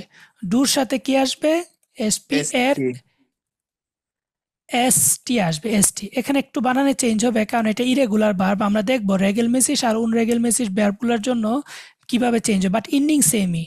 ডুর সাথে হবে স্প্রিক্সড, ডু স্প্রিক্সড, এসটি আসবে লাস্ট, এটা। তো ভার্বের কনজুগেশন জিনিসটা কি আসলে, ভার্ব কনজুগেশন হচ্ছে আমাদের যে নমিনেটিভ বা সাবজেক্টটা বা কর্তা, তার জন্য ভার্বের শেষের অংশটাতে কিছু চেঞ্জ হয় ইন্ডিং এর, ওই ইন্ডিংটাকে চেঞ্জ করে বসানোটাকে বলতেছি ভার্ব কনজুগেশন, মানে ভার্বের সংযোজন, ক্রিয়ার সংযোজন। ওইটা আমরা এখন একটা চার্ট থেকে দেখে নেই। তো আমি যখন ইস ইউজ করব তখন আমার ভার্ব স্টামের পরে আমি বসাবো হচ্ছে ই। খেয়াল রাখতে হবে, আমরা একটু আগে দেখে আসছি, ইসের জন্য যে ভার্বটা আসবে ওই ভার্বের ভার্ব স্টামটার পরে বা ভার্বের মূল অংশটার পরে আমরা অ্যাড করব ই, ডুর সাথে অ্যাড করব এসটি, ডুর সাথে অ্যাড করব এসটি। জি যেটা আছে, এই জিটা, এই ভিয়াটা, এই জিটা, এই জিটা, এই চারটা জিনিসের ক্ষেত্রে, চারটা প্রোনোমেনের ক্ষেত্রে ভার্বের যে মূল ফর্মটা ছিল, মূল ফর্মটা কি রকম ছিল, ভার্ব স্টামটা সাথে ইএন ছিল না লাস্টে সবগুলা ভার্বের শেষে, যেমন ভুন, তারপর ইএন ভুনেন, কম, তারপর ইএন কমেন, তারপর লেয়ার্ন লেয়ানেন। তাহলে দেখেন সবগুলা ভার্বের কিন্তু শেষে ইন্ডিং ইএন পর্যন্ত ছিল, মানে ইনফিনিটিভ ফর্মটা। তাহলে এই জিটা, এই ভিয়া, জি জি, এই চারোটার ক্ষেত্রে ভার্বের একদম ইনফিনিটিভ পর্যন্ত আসবে, এটার আর কোনো চেঞ্জ নাই। তাহলে এই চারটা সহজ, ভার্বটা যেরকম এই চারটার জন্য সেম ভাবেই বসবে। তাহলে আপনি, এই যে এখানে আপনি, আমরা, আপনারা আর তারা, এই ৪ টা প্রোনোমেন যখন আমরা ইউজ করব তখন ভার্ব আমরা ফুল ইনফিনিটিভ ফর্মটা মানে পূর্ণ রূপটাই ব্যবহার করব। এর এন্ডিং এ কোনো চেঞ্জ হবে না। এজন্য দেখেন লাস্টে ইএন আছে, ইএন আছে, ইএন আছে, ইএন আছে। এটা আমরা এক্সাম্পল দেখব অনেকগুলা। এটা তারপর আমরা যে থার্ড পারসন সিঙ্গুলার পরে আসছি, এ জি এস, সে, এটা, সে একটা ছেলে একটা মেয়ে, এই এটা হচ্ছে ছেলে সে, জিটা হচ্ছে মেয়ে সে, আর এসটা হচ্ছে কোনো একটা বস্তু, ধরেন কলমটা বা বইটা, মোবাইলটা, খাতাটা, এরকম। এই বস্তু যখন থাকবে থার্ড পারসন এবং এক বচন সিঙ্গুলার এক বচন, তখন আমরা ভার্ব স্টেমের পরে কি বসাবো? শুধু একটা টি বসাবো। যেমন কমেন ভার্বটা আপনাদেরকে যদি আমি এরকম ব্ল্যাঙ্ক স্ক্রিনে নিয়ে যাই, আমি বললাম যে ভার্ব হচ্ছে কমেন, এখন আমি ইউজ করব প্রোনোমেন, ইউজ করব এয়া। তাহলে এয়া ইউজ করলে কমেন থেকে এখন কি আসবে ভার্বটা বলেন তো? আমি যদি বলি এটুকের পরিবর্তে শুধু টি দিবেন তাহলে আসবে কমড, তাই না? common, commode. ইসের সাথে কি হবে সেম ভার্বটা? ইসের সাথে come, কমে। ডুর সাথে কি হবে? commenced, কম, কম, এরপর একটা এসটি, কমস, তাই না? তাহলে এইভাবে ইন্ডুমগুলো আমরা দেখে দেখে চেঞ্জ করে ফেলবো। তো এজ এস যেটা থার্ড পারসন সিঙ্গুলার, এটার জন্য আমাদের টি ফর্মটা ইউজ করব, আর সেমটা ইউজ করব আমরা ইয়ার জন্য। ইয়া মানে হচ্ছে তোমরা, তোমরার জন্য আমাদের ভার্ব স্টেম ভার্বের যে মেইন অংশটা ওইটার পরে আমরা একটা টি অ্যাড করবো। এটা তাহলে এই হচ্ছে টোটাল ফর্মগুলো চলে গেছে। তো আরেকবার রিভাইজ করি, ইসের সাথে আমাদের শেষে এন্ডিংয়ে হবে শুধু ই, ডুর সাথে হবে এসটি, এই জির সাথে হবে ইএন, ভিআর সাথে হবে ইএন, জির সাথে হবে ইএন, জির সাথে হবে ইএন। আর বাকি যে দুইটা থাকে এস ইএস এইটা এবং ইয়া, এই দুইটার জন্য আমাদের শেষে হবে একটা টি। একটা এক্সাম্পল দিলে আরেকটু ভালোভাবে বুঝতে পারবেন। ধরেন আমার ভার্বটা হচ্ছে কমেন, কমেন। এইখানে দেখেন এই কমটা এটা হচ্ছে আমার ভার্ব স্টেম আর ইএনটা হচ্ছে আমার ইন্ডিং। তো আমার এই ইন্ডিংটা নিয়ে আমি কাজ করব। তাহলে ইসের সাথে এই ইন্ডিং থেকে শুধু একটা ই আসবে, তাহলে হয়ে গেল কমে। ডুর সাথে আমরা কি বলছিলাম? ইএনটা টোটালটা বাদ যে এসটি আসবে, তাহলে কম, তারপরে এসটি, কমস্ট। জি মানে হচ্ছে আপনি, এটার সাথে কমেন, ভিয়া মানে আমরা, এটার সাথেও কমেন, পুরা ভার্বটার রূপই, এর সাথেও কমেন, এর সাথেও কমেন, এই চারটাতে কোনো পরিবর্তন হবে না। আর যখন আমরা থার্ড পারসন বা তৃতীয় ব্যক্তি এক বচন বা থার্ড পারসন সিঙ্গুলার বলি যেটা, যেমন সে, এটা, এগুলো কিন্তু একটা জিনিস সিঙ্গুলার, এবং এটা তৃতীয় ব্যক্তি। তৃতীয় ব্যক্তি কাকে বলে? আমি যত জায়গায় আছি সবগুলো হচ্ছে ফার্স্ট পারসন এক বচন। এই যে এখানে ফার্স্ট পারসন দেখেন, আমি যত জায়গায় আছি সবগুলাকে আমি বলি কি ফার্স্ট পারসন, কারণ আমি নিজে ব্যক্তি। আমি যদি ব্যক্তি হিসেবে গণা শুরু করি আর আমি নিজেকে ১ নম্বরে দেই তাহলে আমি হচ্ছি ফার্স্ট পারসন। আমি ধরেন আপনাদের সাথে বা তোমার সাথে কথা বলতেছি, তাহলে আমার সামনে যে ব্যক্তিটার সাথে আমি কথা বলবো সে হচ্ছে সেকেন্ড পারসন। যেমন সে যদি আমার ফ্রেন্ড হয় আমি তাকে বলি তুমি, সে যদি আমার সিনিয়র কেউ হয় আমি বলি আপনি। তাহলে এইগুলা হচ্ছে আমার সেকেন্ড পারসন। ইয়া মানে হচ্ছে তোমরা, তুমি যত জায়গায় আছে বা আপনি যত জায়গায় আছে সবগুলো হচ্ছে সেকেন্ড পারসন। এছাড়া বাদ বাকি যা আছে সেগুলো হচ্ছে থার্ড পারসন মানে তৃতীয় ব্যক্তি, যেখানে আমিও নাই তুমিও নাই, এছাড়া বাদ বাকি সব এগুলো হচ্ছে তৃতীয় ব্যক্তি। এটা তো এখানে থার্ড পারসন যে সিঙ্গুলার ফর্মটা ওইটার জন্য আমরা টি ইউজ করব, আর এই যে ডু এর প্লুরাল যে ইয়ার জন্য আমরা টি ফর্মটা ইউজ করব। তাহলে আমি যদি বাক্য একটা বানানো শুরু করে দেই, আমি যদি বলি যে আমি বাংলাদেশ থেকে এসেছি, তাহলে আমি বাংলাটা লিখি, আমি আমি বাংলাদেশ থেকে এসেছি বা আসি। হ্যাঁ, তাহলে আমির জন্য আমরা ডয়েস কি লিখবো? each, ইস, ইস এভাবে লিখতে পারি, ইস। হ্যাঁ, ইস। আসা বা টু কাম, এটা হচ্ছে কমেন। তাহলে এই কমেন্টটা এখন ইসের সাথে কি হবে? come, কমে, তাহলে ইস কমে। তাহলে এই যে ইস কমে মানে আমি আসি বা আমি এসেছি, এরকম। আমি থেকে মানে হচ্ছে আউস, এগুলো প্রিপোজিশনাল ক্লাসে দেখবো। আর বাংলাদেশ তো বাংলাদেশ, এই যে দেখেন একটা সেন্টেন্স তৈরি হয়ে গেল। DESC হা ড্যাশ, বাংলাদেশ বানটা লাস্টে SC হা হবে, বাংলাদেশ একটু খেয়াল রাখতে হবে। ডয়েচে সবগুলা ভাষা এবং ল্যাঙ্গুয়েজে দেখবেন এসসি হা এরকম থাকে ম্যাক্সিমাম। তাহলে ইস কমে আউস বাংলাদেশ, আমি বাংলাদেশ থেকে এসেছি। তাহলে আমরা কি করলাম, এই প্রনোমেনগুলো দেখে নিলাম, এই যে ভার্বের ইন্ডিংটা কিভাবে চেঞ্জ হবে এইটাও দেখে নিলাম। তাহলে দেখেন একটা সেন্টেন্স কিন্তু এখন খুব সহজে বুঝতে পারবো, একটা সিম্পল সেন্টেন্স আমরা দ্রুত এখন বুঝে যাব। তো এখানে কমেন্ট থেকে আসছে শুধু কারণ হচ্ছে আমার এখানে ইস ছিল এটা। এখন সেমটাকেই আমি যদি ইসের জায়গায় আমি বসাই যে জি, কি হবে? তাহলে কোন জায়গায় চেঞ্জ হবে বলেন তো? শুধু টি আসবে এর জায়গায়। জি মানে হচ্ছে আপনি, ধরেন আপনি ফর্মাল যেটা ওইটা, আপনার জন্য আমরা কি ইউজ করি, পুরা ফর্মটা ইউজ করি না, জি কমেন্ট পুরোটা ইউজ করি। যদি এখানে আমি ডু দিতাম কি হইতো, তুমি বাংলাদেশ থেকে এসেছো, ডু কি হইতো, কম। কমস্ট এসটি, তাই না? ডুর সাথে এসটি ফর্ম হয়, ডু কমস। আমরা বাংলাদেশ থেকে এসেছি, ডয়েস কি হবে? আমরা, আমরা ডয়েচ হচ্ছে ভিয়া, এখনো শিখেন নাই, শিখলে পারবেন। ভিয়া মানে হচ্ছে আমরা, আর ভিয়ার সাথে পূর্ণরূপটাই হবে, তাহলে কমেন্টটা কি হয়ে যাবে, কমেনই হবে। ভিয়া কমেন আউস বাংলাদেশ। এই যে এভাবে সেন্টেন্স মেক করবেন বাসায়। আপনারা যখন শুরুতে একদম নতুন ভাষা শিখবেন তখন আপনাদের কাজই হচ্ছে শব্দ শিখা আর বাক্য রচনা করা। আমরা দেখবেন বাংলা যখন বাংলাদেশে ছোট ক্লাসে পড়াশোনা করছি, ক্লাস 2, 3, 4 এগুলাতে শুধু বাক্য রচনা করা থাকতো বাংলা বইয়ে। কারণ কি, আমি একটা শব্দ শিখলে এই শব্দটা যে মনে থাকবে এটার কোনো গ্যারান্টি নেই।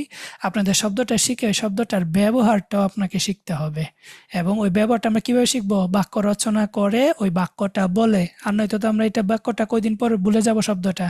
অনেকে এই শব্দার্থ শিখে বলে যে আমি শিখতেছি বলতেছি কিন্তু মনে থাকতেছে না, কারণ হচ্ছে উনি প্র্যাকটিস করতেছেন না, চর্চা করতেছেন না, এই জন্য। তো আপনারা প্রতিটা প্রোনোমেন দিয়ে ভার্বটাকে চেঞ্জ করে করে বাক্য লিখবেন, একই বাক্য বারবার লিখবেন, দেখবেন যে এগুলো আর ভুলবেন না, সবসময় মনে থাকবে, চর্চা করবেন এটা। তো আমাদের প্রোনোমেনগুলোর সাথে সাথে আমরা ভার্বের ফর্ম কি রকম হবে ওইটা দেখে নিলাম, যে এই হচ্ছে ভার্বের ইন্ডুংগুলা। ইসের সাথে হবে শুধু ই, ডুর সাথে হবে এসটি, এই জির সাথে হবে ইএন, এই ভিয়ার সাথে হবে ইএন, এই জির সাথে হবে ইএন, এই জির সাথে হবে ইএন, এই চারটা একদম সেম। আর এই দুইটা হচ্ছে সেম, এস এর সাথে হবে টি আর ইয়ার সাথে হবে টি। ইয়া মানে হচ্ছে তোমরা, তোমরা বাংলাদেশ থেকে এসেছ, তাহলে ইয়া কমড, এই যে টি ফর্মটা কমড আউস বাংলাদেশ, বিডি সংক্ষেপে লিখলাম, ইয়া কমড আউস বাংলাদেশ, তোমরা বাংলাদেশ থেকে এসেছো। তো এইভাবে প্রোনোমেন গুলার সাথে ভার্বের কনজুগেশন গুলো দেখে নিবেন। আরো কতগুলা ভার্বের এক্সাম্পল দেখি। আমি যদি ভুনেন ভার্বটাকে ধরি, ভুনেন মানে বাস করা, তাহলে এটা ভার্ব স্টাম কি, ভুন না, আর ইন্ডিং হচ্ছে ইএন। তাহলে এই যে ভুন রাখলাম, ইসের সাথে হবে শুধু ই, তাহলে ইস ভুনে আমি বাস করি, আমি ঢাকায় বাস করি, তাহলে ইস ভুনে ইন, ইন মানে মধ্যে, ইংরেজিতে যেমন in, Deutsch in, in same, in Dhaka, আমি ঢাকায় বাস করি, অথবা আমি বাস করি এলাঙ্গেনে আছি বর্তমানে, এলাঙ্গেন এটা হচ্ছে বায়ার্ন প্রদেশের একটা শহর এখানে। তো ইস ভুনে ইন এলাঙ্গেন, এই যে ইটা হয়েছে ভুনে। এন্ড সেমটা যদি আমি ডু দিয়ে করি, ডু হয়ে যাবে ভুনস্ট, তাহলে এখানে আমি যদি চেঞ্জ করে দেই, তাহলে ডু ভুন এসটি ভুনস্ট, ডু ভুনস্ট ইন ঢাকা, তুমি ঢাকায় বাস করো। সেমটাই যদি আমি জি দিয়ে করি আপনি, তাহলে হয়ে যাবে জি ভুনেন ইন ঢাকা, আপনি ঢাকায় বাস করেন। এভাবে বাক্যগুলার ভার্বের চেঞ্জ হয়ে যাবে। এভাবে বাকিগুলা দেখবেন। আরো কতগুলা দেখি। লেয়ানেন ভার্বটা, ইস লেয়ানে, ডু লেয়ানস্ট, জি লেয়ানেন, এস এস লেয়ান্ট, ভিয়া লেয়ানেন, ইয়া লেয়ান্ট, জি লেয়ানেন, জি লেয়ানেন। এভাবে প্রতিটা ভার্বের ভার্ব কনজুগেশনের শীট আছে, আমাদের স্টুডেন্টকে দিয়ে দিব আমরা। তো এভাবে আপনারা শিখে নিতে পারবেন যে ভার্বের ফর্মগুলা। তারপর হাইসেন, হাইসেন ভার্বটা এখানে অ্যাসেট, এখানে দুইটা এস আছে, এটা একটা স্পেশাল কেস, এর জন্য ইস হাইসে, ডু হাইয়েস্ট, এই যে এসটি হওয়ার কথা ছিল না, হাইয়েস্ট, তারপর একটা এসটি হওয়ার কথা ছিল, কিন্তু এই অ্যাসেটে অলরেডি দুইটা এস আছে, এই জন্য আর একটা অ্যাডিশনাল এস দেওয়া লাগে না, এই জন্য এখানে শুধু এই জায়গাটাতে একটু চেঞ্জ হবে, ডু হাইয়েস্ট, জি হাইসেন, এস এস হাইয়েস্ট, ভিয়া হাইসেন, ইয়া হাইয়েস্ট, জি হাইসেন, জি হাইসেন। এভাবে আরেকটা ভার্ব যদি দেখি, সেটা হচ্ছে মাখেন। মাখেন মানে হচ্ছে করা, টু ডু, কিছু করা। আমরা ডু ভার্ব শিখে আসছিলাম ইংরেজিতে এটা। তাহলে ইসের সাথে হবে ডু মাখে, ইস মাখে, ডু মাক্সড, জি মাখেন, এস এস মার্কড, ভিয়া মাখেন, ইয়া মার্কড, জি মাখেন, জি মাখেন। এভাবে আপনারা 4-5টা রেগুলার ভার্ব যদি শিখেন, অটোমেটিক বাকি সবগুলা ভার্ব বলতে পারবেন, কারণ এগুলার নিয়ম সেম। যতগুলা রেগুলার ভার্ব আছে বা রেগেলমেসিস ভার্ব আছে, সবগুলার ইন্ডিং একইভাবে চেঞ্জ হয়। তো আপনাদের প্রতিটা ভার্বের জন্য প্রতি এক ভার্বের জন্য আমার এরকম 8টা ফর্ম শেখার দরকার নাই। আমি জাস্ট লজিকটা মনে রাখবো যে ইসের সাথে ই হবে, ডুর সাথে এসটি হবে, তারপর এই জি, এই ভিয়া, এই জি, এই জি, এই 4টার সাথে ইএন হবে, আর এই 2টার সাথে হবে আমার টি। একটু লজিক মনে রাখলে কিন্তু সবগুলা ভার্বের শেষে আমাদের ইন্ডিংগুলা মিলে বসাই দিতে পারি। তো সেম আপনারা যদি বুঝে থাকেন, তাহলে আমি একটা ভার্ব দিই আপনাদেরকে। এইটার জন্য সবগুলা ফর্ম কি হবে আপনারা বলবেন। এটা আমি বললাম, ধরেন আরবাইটেন। আরবাইটেন মানে হচ্ছে কাজ করা। এখন এটাকে আমি যদি ইসের সাথে বসাই তাহলে কি হবে বলেন তো? আরবাইটে। এক্স্যাক্টলি, আরবাইটে। এই যে ই, শুধু ই হবে, ইএন থেকে শুধু ই হবে। ডুর সাথে বসাইলে কি হবে? আরবাইটেস। Two আরবাইটি S, আরবাইটেস্ট। জি মানে হচ্ছে আপনি, এটার সাথে কি হবে? আরবাইটেন। আরবাইটেন। এই জিটা বাকিগুলো একসাথে লিখে ফেলি। বিয়া মানে আমরা, এটার সাথেও আরবাইটেন। তারপর এই জি এর প্লুরাল ফর্ম যে জিটা, ওইটার সাথে আরবাইটেন। আর আরেকটা জি যে ছিল তারা, তারার সাথেও আরবাইটেন। আমি যে টেবল একটু আগে দেখেছি, ওই টেবলের সিরিয়ালে লিখতেছি। একই সিরিয়ালে যদি আপনারা পড়েন তাহলে সবকিছু চোখের সামনে ভাসবে। এই জন্য টেবল সিরিয়ালে যেভাবে শেখায় ওইভাবে বাকি সবটা করছি। এরকম প্রোনাউনগুলো আমরা একটা সিরিয়ালে রাখবো, তাহলে অটোমেটিক এগুলা বসাই দিতে পারবেন। এ জি এস, এইটার সাথে কি হবে? আরবাইট, ডাবল টি হয়ে যায়। টি, তারপর এই যে ডাবল টি হয়ে যায়, এই ডাবল টি এটা একটু স্পেশাল। আর বাই টি, তারপর ইএন এর বদলে আমাদের কি দেওয়ার কথা ছিল? টি দেওয়া ছিল, তাই না? তাহলে এখানে আমরা টি বসাবো ঠিকই, কিন্তু দুইটি একসাথে বসলে উচ্চারণ আসে না, এই জন্য একটা মাঝখানে একটা ই দিব, আরবাইটেড। আরবাইটেড। তারপর ইয়ার সাথে হবে আরবাইটেড।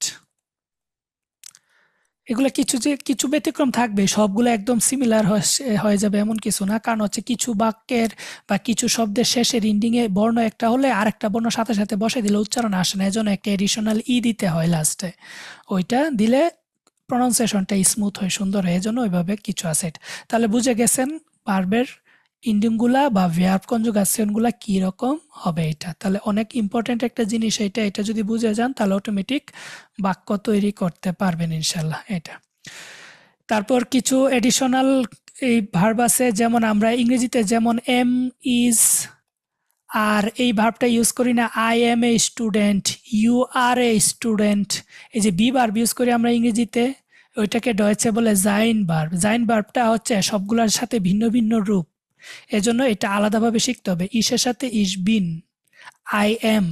তাহলে ইস বিন, আমি যদি বলি আমি একজন ছাত্র, ইস বিন স্টুডেন্ট। ইস বিন স্টুডেন্ট, আমি হচ্ছি একজন ছাত্র। তাহলে এই বিন মানে হচ্ছে ইংরেজিতে আমরা কি বলতাম? I am a student. ওই যে এই এমটা কিন্তু আবার শুধু আয়ের সাথে বসতো, ইউর সাথে কিন্তু ইউ বা হি, সি এগুলোর সাথে কিন্তু বসতো না। এজন্য এগুলো ভিন্ন ভিন্ন রূপ, এগুলো একটু মনে রাখতে হবে। ইস বিন, ডু বিস্ট, জি জিন্ড, এস ইয়েস, ইস্ট, wir sind, ihr seid, sie sind, sie sind। এই যে এই 4টা কিন্তু সবগুলা সেম। জি জিন্ড, জি জিন্ড এগুলা সব রেগুলার ভার্বের ক্ষেত্রে, সব ভার্বের ক্ষেত্রেই সেম এই 4টা ফর্ম। আর বাকি ভিন্নতা হচ্ছে এগুলার ক্ষেত্রে। তো এই জাইন ভার্বের ইউজ নিয়ে আমরা বিস্তারিত ক্লাসে আলোচনা করব। আজকে আপাতত এটা রাখলাম, কারণ আমরা একটা সেন্টেন্স কিভাবে তৈরি ওইটা দেখবো। তো এখানে ভার্বের ডিসকাশন আরো লম্বা হবে, আমাদের একটা ফুল ক্লাসই থাকবে ভার্বের উপরে। তো ওই সময় আমরা আস্তে আস্তে ভার্ব নিয়ে দেখবো। আর একটা ভার্ব হচ্ছে হাবেন, টু হ্যাভ, থাকা। আমি যদি বলি আমার একটা কলম আছে, আছে মানে কি? টু হ্যাভ, থাকা।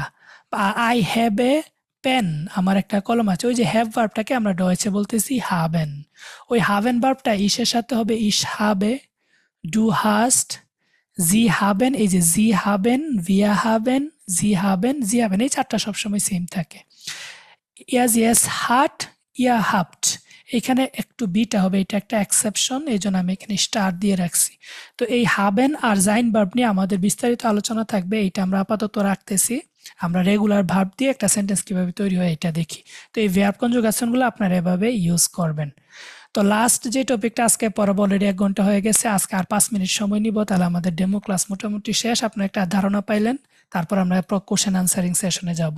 তো আমরা যে বাক্যটা দেখলাম তৈরি হচ্ছে, তো বাক্যটার মধ্যে কোন জায়গায় আমরা প্রোনোমেনটা ইউজ করব আর কোন জায়গায় আমরা ভার্বটা ইউজ করব, এই প্রশ্নটা যদি আসে তাহলে এটার উত্তর হচ্ছে আমরা সবসময় 2 নাম্বার যে পজিশনটা একটা সেন্টেন্সের, ওই 2 নাম্বার পজিশনে আমরা ভার্বটাকে বসাবো। এতক্ষণ আমরা যতগুলো ভার্ব দেখে আসছি, ভার্ব সবসময় একটা সিম্পল সেন্টেন্সে সেকেন্ড পজিশনে বা সোয়াইটে পজিশন রয়েছে। যদি বলি সোয়াইটে মানে সেকেন্ড, পজিশন মানে পজিশন বা অবস্থান, সোয়াইটে পজিশনে আমাদের ভার্বটা যে বসবে। তাহলে আমি ইস হাইসে, আমাকে ডাকা হয় বা আমি হচ্ছি মোহাম্মদ, আমার নাম মোহাম্মদ, অথবা ইস বিন, আমি হলাম মোহাম্মদ। তাহলে দেখেন 2 নাম্বার পজিশনে আমার ভার্বটা আছে।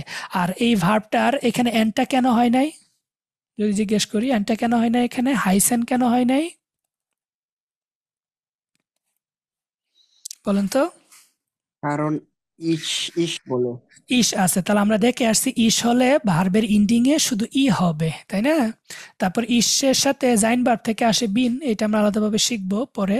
তাহলে যতগুলা ভার্ব আছে সবগুলা ভার্ব আমরা সেকেন্ড পজিশনে বসাই দিব, তাহলে আমার সেন্টেন্সটা হয়ে যাবে। ফার্স্ট পজিশনে আপনি প্রোনোমেন গুলা বসাইতে পারেন, যে আমরা যে প্রোনোমেন গুলা বা কারো নাম থাকলে নাম বসাইতে পারেন ফার্স্ট পজিশনে, সাবজেক্ট যে নমিনেটিভ যে তাকে বসাবেন, সেকেন্ড পজিশনে ভার্বটাকে বসাবেন।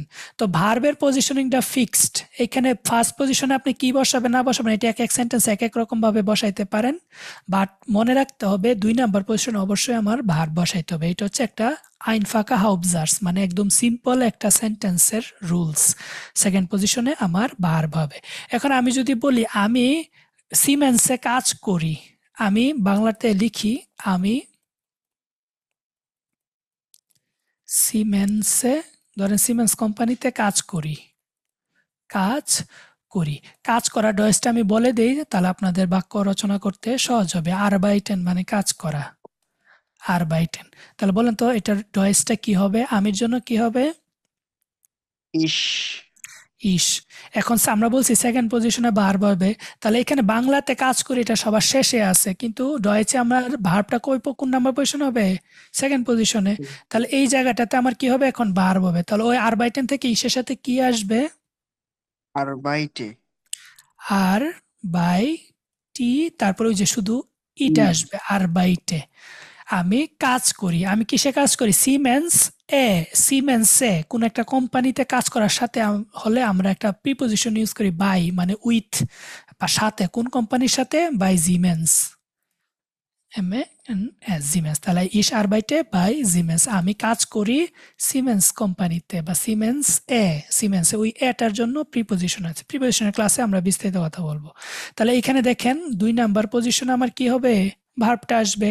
আর ওই ভার্বের ইন্ডিংটা কি হবে ওইটা আমরা দেখে ফেলছি, ওইটা ডিপেন্ড করতেছে হচ্ছে আমার নমিনেটিভে বা সাবজেক্টে বা যে কর্তা সে কি আছে, ওই তার অনুযায়ী আমার ভার্বের এন্ডিংটা চেঞ্জ হবে। তাহলে আমি যদি একটু সামারাইজ করি, আমাদের একটা বাক্যে 2 নাম্বার পজিশনে ভার্ব আসবে, আর 2 নাম্বার পজিশনে ভার্বটার এন্ডিংটা ডিপেন্ড করবে হচ্ছে ওই বাক্যের কর্তাকে বা সাবজেক্টটাকে, তার উপর। সে যদি ইস হয় তাহলে হবে ই, সে যদি ডু হয় তাহলে হবে এস টি, সে যদি জি হয় হবে ইএন, সে যদি এস এস হয় হবে শুধু টি, সে যদি ভিয়া হয় আমরা তাহলে আবার হবে ইএন, সে যদি ইয়া হয় মানে তোমরা আবার হবে টি, সে যদি তারা বা আপনারা হয় তাহলে আবার হবে ইএন। এটা তাহলে এই হচ্ছে আমাদের একটা সিম্পল সেন্টেন্স। আরেক কিছু এক্সাম্পল দেখি, ইস কমে আউস বাংলাদেশ, দেখেন এইখানেও 2 নাম্বার পজিশনে আমার ভার্বটা আছে।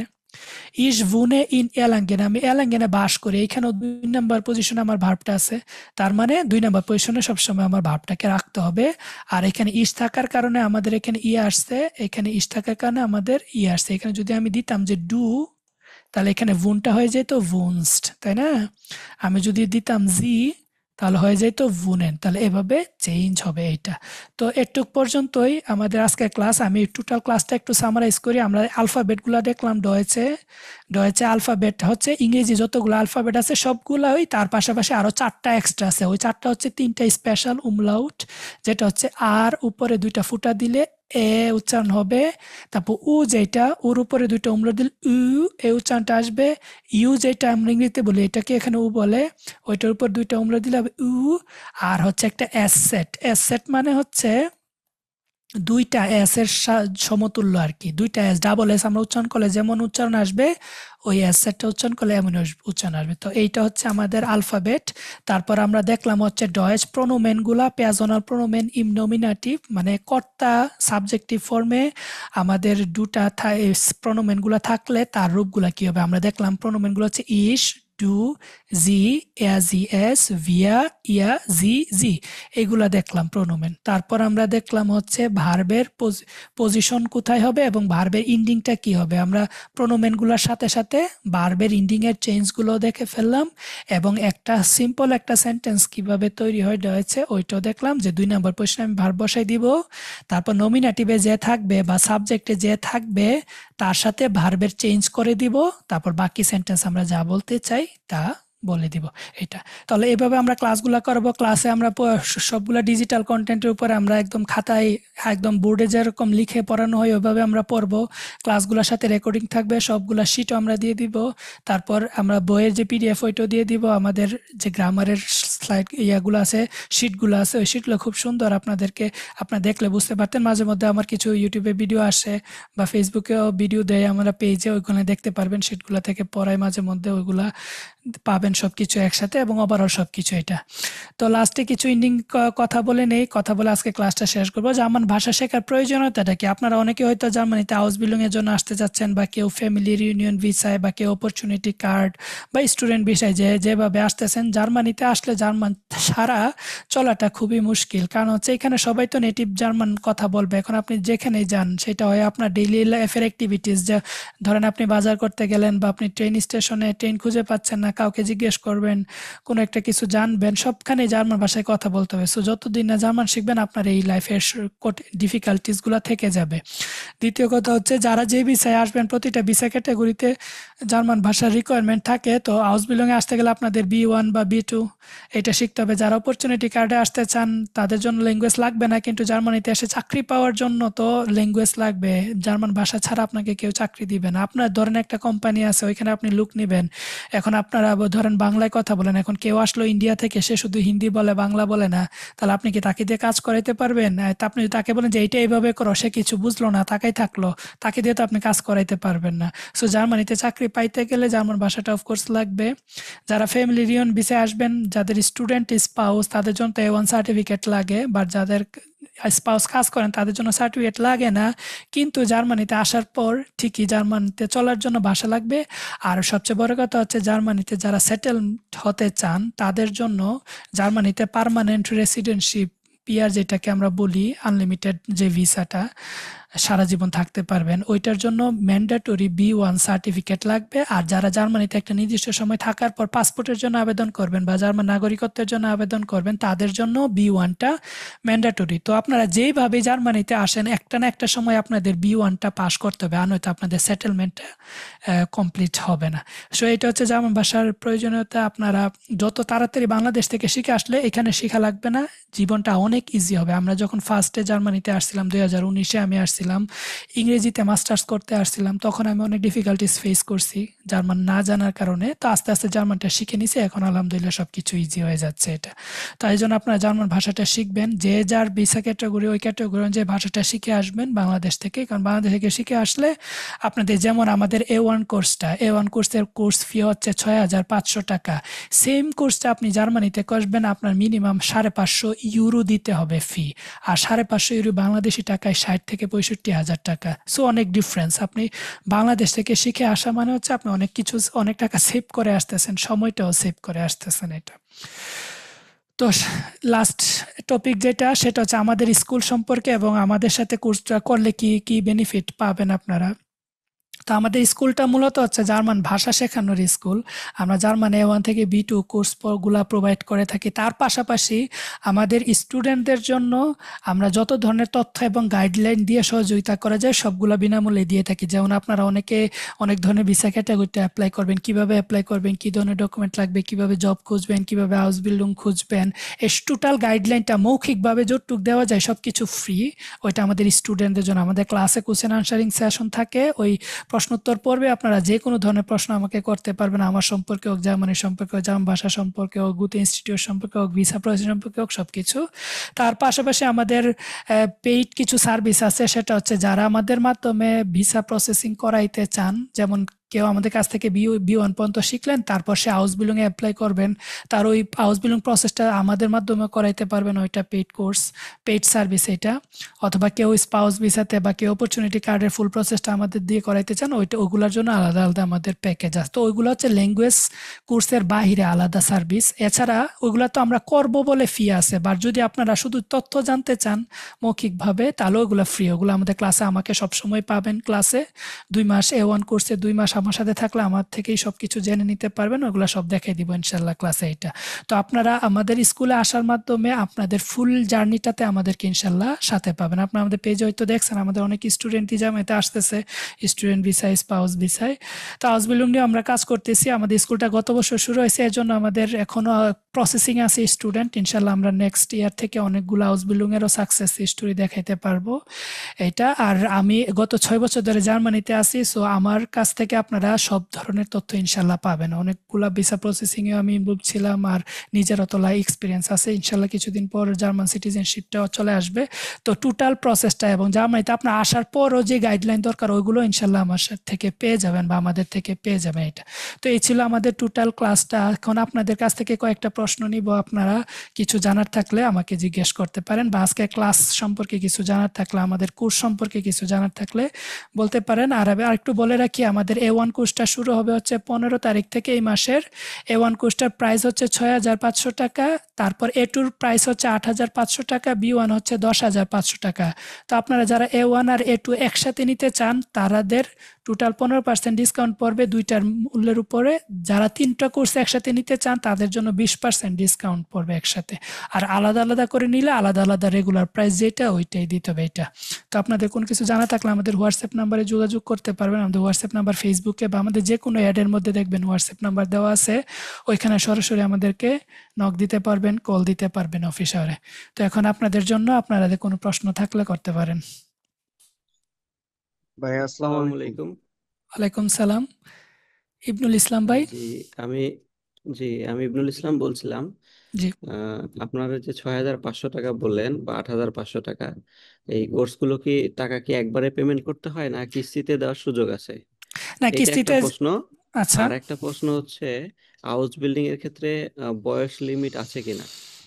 মানে আচ্ছা দেখা যাচ্ছে কারো হয়তো 35-40 বছর বয়স, অথবা দেশে কোনো জব করে, সে হাউস বিল্ডিং এ অ্যাপ্লাই করতে পারবে কিনা, অথবা অ্যাপ্লাই করার পর চান্স পেলে সে যেতে পারবে কিনা, ভিসা সংক্রান্ত কোনো জটিলতা আছে কিনা, বয়স কোনো ফ্যাক্টর কিনা, এটা মূল প্রশ্ন ছিল। আচ্ছা ঠিক আছে, তাহলে দুইটা প্রশ্ন। ফার্স্টে বলছেন আপনার ফিটা একসাথে বা পরিশোধ করা যায় কি, করা লাগবে কিনা, ইনস্টলমেন্টের সুযোগ আছে কিনা। ইনস্টলমেন্টের সুযোগটা আগে ছিল বাট এখন রাখা হয় না, কারণ হচ্ছে পেমেন্ট সংক্রান্ত অনেক জটিলতা হয়।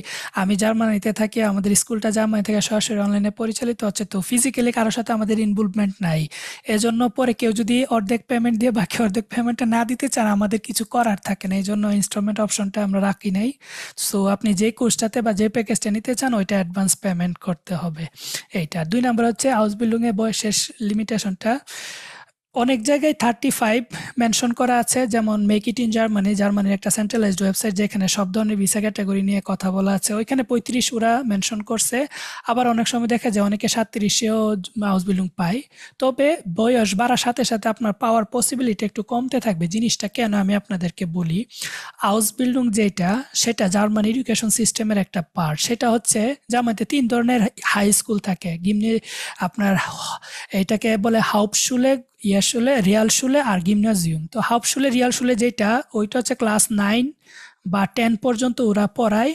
আর গিমনাজিয়াম যেটা, ওইটা ক্লাস 12 বা 13 ইন্টারমিডিয়েট পর্যন্ত পড়ায়। তো যারা ক্লাস 9-10-এ পড়ে তারা এটার পরে হাউস বিল্ডিং করে। বাংলাদেশে যেমন আমরা এসএসসি করার পর ডিপ্লোমা করি না, আপনার ইন্টারে না যে ইউনিভার্সিটিতে না যে আমরা ডিপ্লোমা করে ফেলি, ওইটাই এখানে আছে আউসবিল্ডিং। আউসবিল্ডিং মানে হচ্ছে আপনি এখানে ইয়াং ছেলেরা যেটা করে, ক্লাস 9-10 পাস করে ছেলে বয়স কত হবে, 16 বছর, 16-17 বছরে তারা আউসবিল্ডিংয়ে যায়।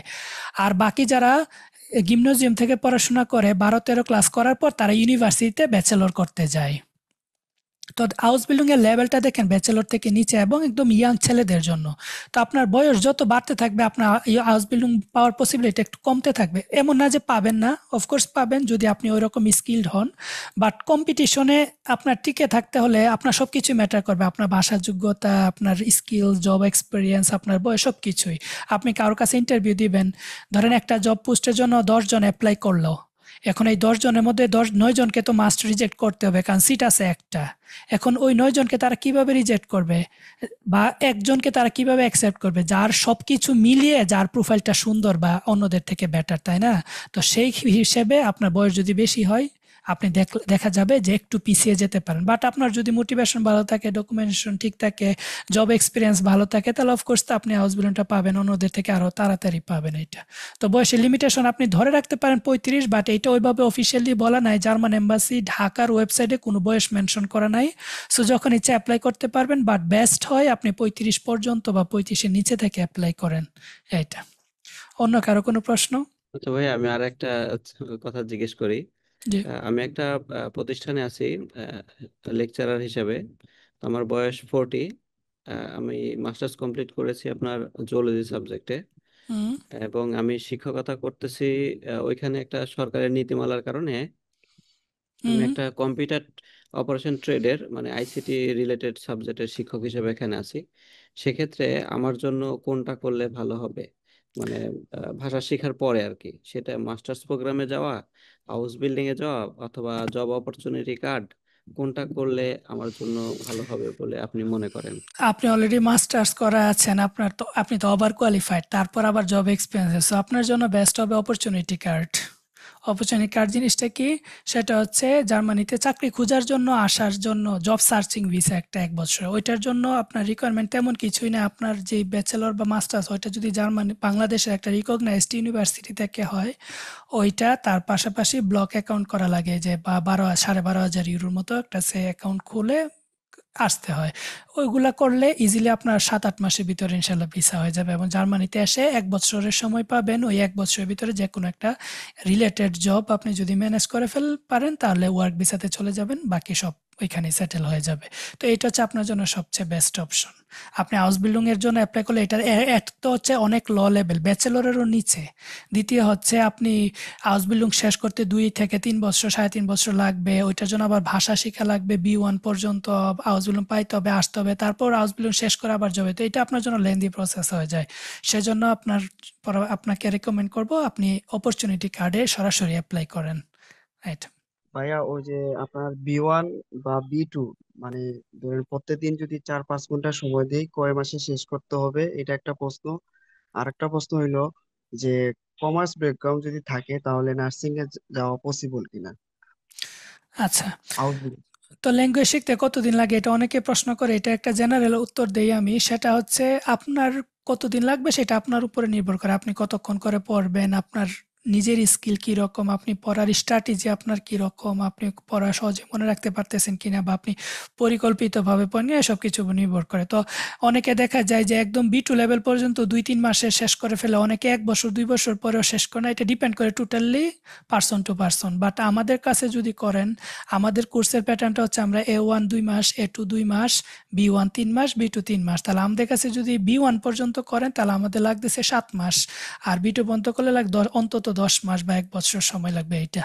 তো এটা নির্ভর করে, এটার কোনো অ্যাকুরেট আনসার আমি দিতে পারবো না যে কতদিন লাগবে, এটা আপনার নিজের উপর ডিপেন্ড করে।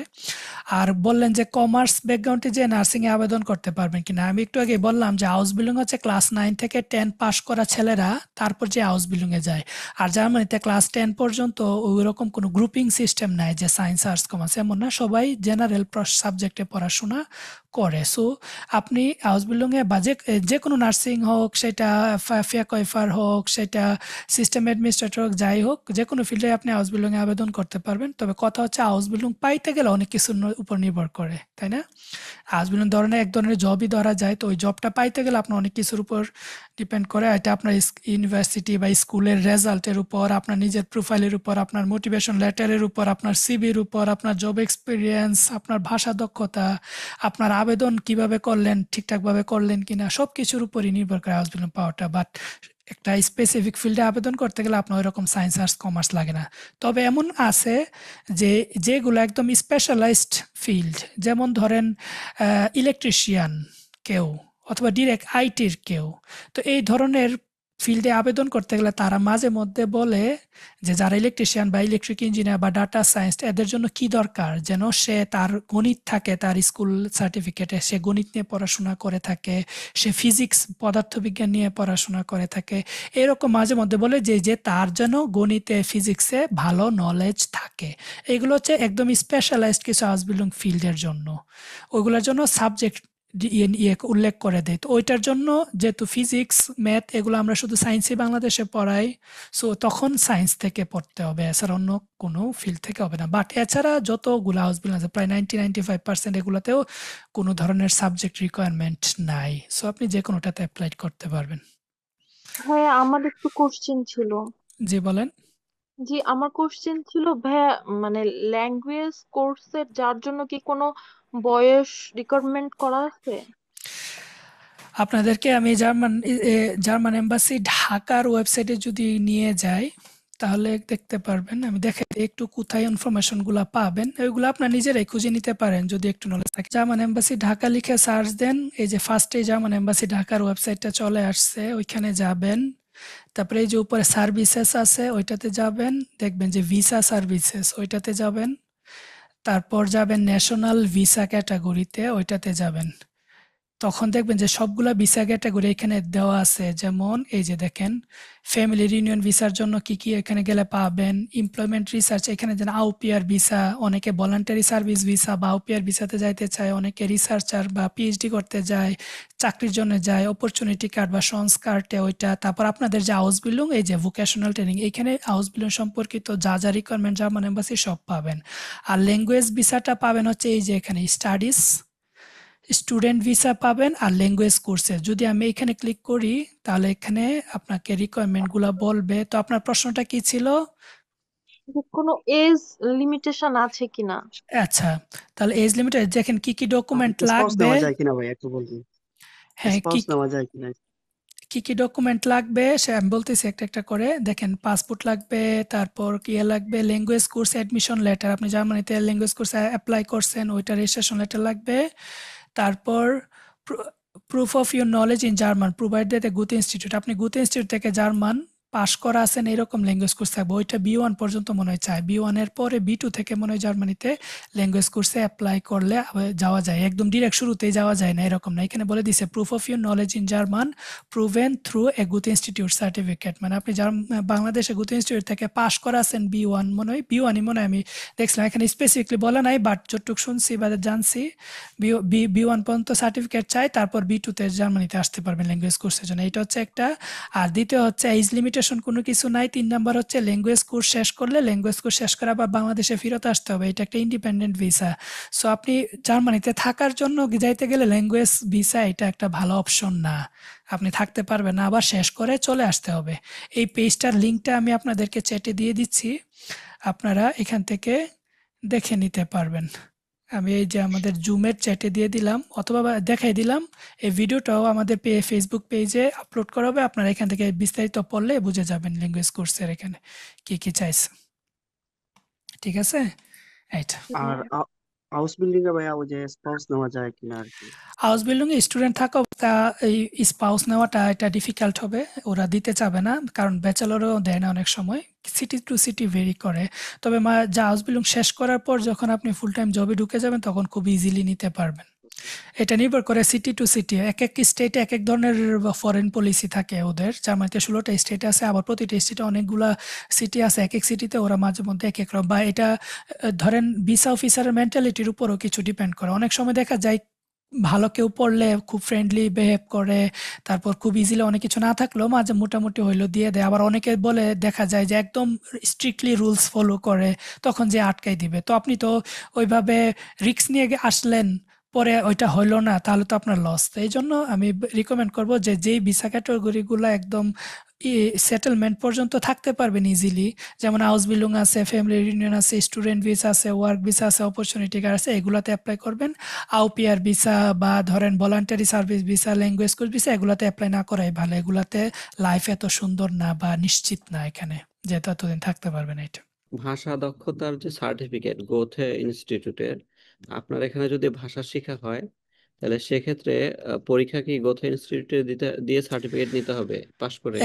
এক্স্যাক্টলি, বাংলাদেশে শুধুমাত্র অথরাইজড টেস্ট সেন্টার হচ্ছে গুতে ইনস্টিটিউট। তো আমরা আচ্ছা, অনলাইনে ভাষা শিখে রাখি, বাট আপনি ভাষা যদি গুতে ইনস্টিটিউটে আপনি ভাষা শিখেন, গুতে ইনস্টিটিউটে আবার পরীক্ষা দিতে হবে। মানে পরীক্ষাটা ভাষা শেখা থেকে আলাদা জিনিস।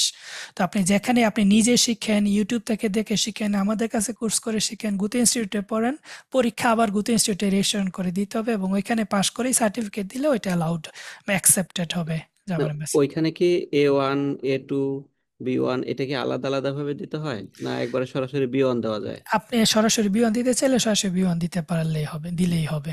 আর আপনার যদি ম্যাক্সিমাম যে সার্টিফিকেশনটা দরকার, আপনি ডিরেক্ট ওইটা দিয়ে ওইটা পাস করলে হবে, আর বাকি আগের গুলা লাগবে না।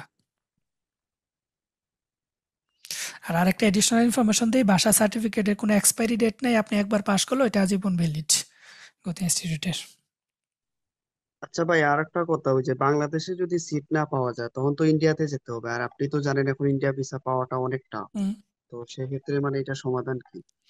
এটার কোনো সমাধান নাই। আপনি অন্য দেশে যায় ট্রাই করবেন, শুধু ইন্ডিয়াতেই যে যেতে হবে তা তো না। আপনি আশেপাশে যে কোনো দেশের মতো ইনস্টিটিউটে, যে মিডল ইস্টে কোনো দেশে গেলেন, বা পাশাপাশি দেশ নেপাল, শ্রীলঙ্কা, ভুটান, পাকিস্তান, যে কোনো জায়গায় গুতি ইনস্টিটিউটে পরীক্ষা দিলেই হবে। কোনো এক দেশে যাবেন ট্যুরিস্ট ভিসায়, পরীক্ষার সময় ওই পরীক্ষাটা দিয়ে চলে আসবেন, দেন পরে সার্টিফিকেট চলে আসলেই হবে ওইটাই। আর বাংলাদেশে ট্রাই করলে পাবেন, একদম পাওয়া যে যায় না তেমন না, অল্প সংখ্যক সিট থাকে, ওরা পায় আর কি। তো আপনি ওই চেষ্টা করতে পারেন, বা আশেপাশে দেশ চেষ্টায় দিছে দেখতে পারেন যে কোন দেশে গেলে আপনি দিতে পারবেন ইজিলি। আর ভাইয়া এটা কি মানে পরীক্ষা যেমন আইএলটিএস এ যেভাবে পড়ানো হয় তারপর মকের মতো পরীক্ষা নেওয়া হয়, তো আপনি এরকম মানে করবেন কিনা, মানে B1 এর হ্যাঁ, ক্ষেত্রে? হ্যাঁ, এক্স্যাক্টলি, সবগুলা কোর্সে আমাদের রেগুলার যে সিলেবাসটা ক্লাসগুলো আছে, ওই ক্লাসগুলো শেষ করার পর আমাদের ৩টা পরীক্ষার প্রস্তুতিমূলক ক্লাস থাকে। যে ক্লাসগুলোতে আমরা পরীক্ষাটা কীরকম হবে একদম টোটাল একটা মক টেস্ট আমরা আলোচনা করে করে সবাই একসাথে কমপ্লিট করবো, তাহলে একদম ফুল পরীক্ষাটা ক্লাসে হয়ে যাবে, এবং ওইগুলো আমরা সলিউশন করবো লাইভ করে। তাহলে তারপর যত টিপস অ্যান্ড ট্রিক্স আছে পরীক্ষায়, ওইগুলো আমরা বলে দিব। ওইগুলা করলে ৩টা ক্লাস করলে প্রস্তুতিমূলক ক্লাস ফুল পরীক্ষাটা বুঝে যাবেন। দেন আর ৩টা ক্লাস থাকবে আমাদের মক টেস্টের জন্য, ওই মক টেস্টগুলো নিজে নিজে দিবেন, তাহলে টোটাল পরীক্ষাটা কীরকম হবে ওইটা প্যাটার্নটা আপনি নিজেই বুঝতে পারলেন আগে থেকে। তারপরে এটাও দেখাই দিব যে আপনি বাসায় কিভাবে নিজে নিজে মক টেস্ট দিতে পারবেন, আরও শত শত মক টেস্ট নিজে নিজে দিতে পারবেন। এভাবে আপনি নিজে একদম ফুল পরীক্ষার প্রস্তুতি নিয়ে নিতে পারবেন। এগুলা প্রতিটা কোর্সেই করানো হবে আলাদা আলাদাভাবে। আর ভাইয়া ওই যে হাউস বিল্ডিং এর যে অ্যাপ্লাইটা, এটা কি যে কোনো সময় করা যায় নাকি নির্দিষ্ট কোনো মাস আছে? লাইক যেমন ব্যাচেলরে আপনার ফেব্রুয়ারি সেপ্টেম্বর ইনটেক, তো এটার কোনো ইনটেক আছে কিনা? হ্যাঁ, এখানেও আপনার শুরুর দিকে মার্চ এপ্রিলের দিকে একটা ইনটেক আছে, আর সেপ্টেম্বর অক্টোবরের দিকে একটা ইনটেক আছে। এগুলাতে ম্যাক্সিমাম হাউস বিল্ডিংগুলো ওই দুইটা ইনটেকে নেয়। আর কিছু হাউস বিল্ডিং আছে নির্দিষ্ট কোনো ডেট নাই, ওদের সিট ওপেন থাকে, যখনই যে অ্যাপ্লাই করে তাদের মন মতো হলে নিয়ে নেয়, তাহলে পুরা বছরই ওই রকম আবেদন চলে। তো ওইগুলা কম, বাট ম্যাক্সিমাম হচ্ছে আপনার আগস্ট সেপ্টেম্বরের সেশনটাতে, আর এরপর বেশি হচ্ছে মার্চ এপ্রিলের দিকেরটাতে। আর বাকি কিছু হাউস বিল্ডিং থাকে সারা বছরই ওপেন থাকে, ওগুলাতে সবসময় অ্যাপ্লাই করা যায়। আর ভাইয়া ওই যে আপনি মাঝখানে একটা কথা বলছিলেন, ওই যে আপনার পেইড সার্ভিসের একটা কথাটা আর কি, তো হুম। আপনার কাছে ধরেন ল্যাঙ্গুয়েজটা ধরেন B1 পর্যন্ত শেষ করার পরে তারপর ধরেন এই বিষয়ে হেল্প করবেন কিনা, মানে পেইড হ্যাঁ, সার্ভিসটা অফকোর্স। যে একটু ক্লিয়ার করতেন, পেইড সার্ভিসটা একটু ক্লিয়ার যদি করতেন। পেইড সার্ভিসটা হচ্ছে ধরেন আমাদের মাধ্যমে টোটাল কাজটা করাবেন। ধরেন আপনি ভাষা শিক্ষা শেষ, সার্টিফিকেট চলে আসলো জার্মান ভাষা সার্টিফিকেট। এখন আপনি আবেদন করবেন। তো আবেদন করতে হলে আপনার কি করতে হবে? এটা শুধু আউসবিলং প্যাকেজে তা না, সবগুলো প্যাকেজ সবগুলোর ভিসা ক্যাটাগরি যে আপনার ফার্স্টে আপনার সব প্রোফাইল রেডি করতে হবে, মোটিভেশন লেটার, সিভি-টিভি সবকিছু রেডি করতে হবে। ওই ডকুমেন্টেশনটা, তারপর আবেদন করা, অনেক ধরনের অ্যাকাউন্ট খোলা লাগে, ওগুলা করে দিব আমরা। হেলথ ইন্স্যুরেন্স বা সবকিছু যত ডকুমেন্ট লাগবে সবগুলা আবেদন করা। তারপর ধরেন হাউস বিল্ডিং এ যে ডকুমেন্ট রেডি, এখন তো আবেদন করতে হবে, তো আবেদন করা। তারপর কোনো একটা হাউস বিল্ডিং এ যদি আপনাকে অ্যাকসেপ্ট করে তো ওইটার জন্য ইন্টারভিউতে কল করবে। ইন্টারভিউর জন্য ইন্টারভিউ প্রস্তুতি নিয়ে দেওয়া বা আপনাকে শিখিয়ে দেওয়া কিভাবে উত্তর দিবেন, কি কি ধরনের প্রশ্ন আসতে পারে। তারপর ইন্টারভিউ ফেস করলেন, তারপর ওরা ডকুমেন্ট দিল, তারপরও কিছু ডকুমেন্টেশনের কাজ আছে, যেমন আনারকেনুং আছে, প্রি ভেরিফিকেশন আছে, ওইগুলা করা। তারপর আবার ভিসার জন্য আবার আলাদা আবেদন করা, দেন ভিসার ডকুমেন্ট রেডি করে দেওয়া, ভিসা ইন্টারভিউর জন্য প্রস্তুত করে দেওয়া, ভিসা হয়ে গেলে জার্মানি আসা সম্পর্কিত সব গাইডলাইন দেওয়া, ভাষা খুঁজে পাওয়া, এই টোটাল অনেক ধরনের প্রতিটা ভিসা ক্যাটাগরিতে কিন্তু অনেক কাজ থাকে। তো ওই কাজগুলো যদি আমাদের দ্বারা করাইতে চান ওইটাই পেইড সার্ভিসটা আর কি। এবং আমাদের পেইড সার্ভিসটা একদম নির্দিষ্ট কোনো অ্যামাউন্ট না, আপনারা আমাদের মাধ্যমে যতটুকু কাজ করাবেন প্রতিটা স্টেপে ততটুকু ফি, আলাদা ফুল ফি একসাথে পে করতে হবে না, যতটুকু করাবেন ততটুকের ফি দিলেই হবে। এইটা আচ্ছা, ফিটা কত যাইতে পারে একটা যদি এটা আইডিয়া দিতেন? এটা আজকে ডেমো ক্লাসের আলোচ্য বিষয় না, এটা আপনি পার্সোনালি যোগাযোগ করেন বা আগে ল্যাঙ্গুয়েজ শিখেন। ল্যাঙ্গুয়েজ শেখাটা হচ্ছে মেইন উদ্দেশ্য, এর কারণ ল্যাঙ্গুয়েজ ছাড়া আপনি এগুলা জেনে লাভ নাই কোনো, আগে ভাষা শিখতে হবে। তো ক্লাসে আসেন, বিস্তারিত কথা হবে। আর এছাড়া আমাদের হোয়াটসঅ্যাপ নাম্বারে নক দিলে ওইখানে আমি বিস্তারিত আপনাদেরকে প্যাকেজটা ভাই দিয়ে আমার দিতে একটা প্রশ্ন পারবো। ছিল। এটা জি ভাই বলেন, বিপুল ভাই। ভাই ভাই স্টাডি গ্যাপ কি কোনো সমস্যা আছে কোন ক্ষেত্রে? কোন হাউস বিল্ডিং এর ক্ষেত্রে? না, স্টাডি ক্যাপ তেমন একটা নির্ভর করে না, সমস্যা করে না যদি আপনার অন্য সবকিছু ঠিকঠাক থাকে। এই যে বললাম না 35 বছর পর্যন্ত আপনি অ্যাপ্লাই করতে পারবেন। ধরেন ফর এক্সাম্পল 35 বছর, তো একজনের ক্লাস 10 পাস করতে তো 35 বছর লাগে না। সো ওইখানে ধরে নেওয়া হয় আপনার একটা স্টাডি গ্যাপ আছে। সো এটা কোনো সমস্যা না। জি, তো ধন্যবাদ। ঠিক আছে, আজকে ক্লাস এটুক পর্যন্তই, আজকে আলোচনা এটুক পর্যন্ত। আপনাদের সাথে ইনশাল্লাহ আর কথা হবে, দেখা হবে ক্লাসে। বিস্তারিত আমাকে সবসময় পাবেন ক্লাসে কথা হবে। তো আমাদের আরেকবার যদি অ্যানাউন্স করি, সেটা হচ্ছে আমাদের এই মাসের 15 তারিখ থেকে A1 ব্যাচটা শুরু হচ্ছে, 2 মাসের ইন্টেনসিভ কোর্স। আপনার চাইলে A1 ব্যাচটাতে আলাদাভাবে ভর্তি হতে পারেন, অথবা A1 A2 একসাথে নিতে পারেন, 15% ডিসকাউন্ট পাবেন। আর যদি একদম B1 পর্যন্ত যারা হাউস বিল্ডিং এর জন্য আছেন তারা তো B1 পর্যন্ত লাগবে। সো B1 পর্যন্ত আপনাদের প্যাকেজ আছে, ওইটাতে 20% ডিসকাউন্ট থাকবে। আমাদের 2 মাসের ইন্টেনসিভ কোর্স হবে A1টা, সেটা হচ্ছে সপ্তাহে 3 দিন করে ক্লাস, বাংলাদেশ সময় রাত 9টা থেকে 11টা, 2 ঘন্টা করে 24টা ক্লাস হবে, টোটাল 48 ঘন্টা ক্লাস হবে। তারপর আরো এক্সট্রা ক্লাস থাকলে এক্সট্রা ক্লাসও নিব, আমি ফ্রি থাকলে অনেক সময় এক্সট্রা ক্লাস নেই, অনেক সময় ফ্রি সেশন রাখি সবার জন্য উন্মুক্ত, ওইগুলোতেও জয়েন করতে পারবেন। আমাদের ইউটিউব চ্যানেলে প্রচুর ভিডিও আছে এই সম্পর্কিত, হাউস বিল্ডিং সম্পর্কিত ফুল প্রসেসটা দেখানো আছে, ওইখানেও দেখতে পারবেন। আমাদের সাথে হোয়াটসঅ্যাপে রেগুলার যোগাযোগ করতে পারবেন। এইটা তো এটুক পর্যন্ত ছিল আজকের আলোচনা। আশা করি আপনারা ভালো একটা ওভারভিউ পাইছেন আমাদের স্কুল সম্পর্কে বা আমাদের কোর্সগুলো সম্পর্কে। তো এই পর্যন্ত থাক, সবাই ভালো থাকবেন, সুস্থ থাকবেন, ইনশাল্লাহ ভবিষ্যতে কথা হবে। আল্লাহ হাফেজ।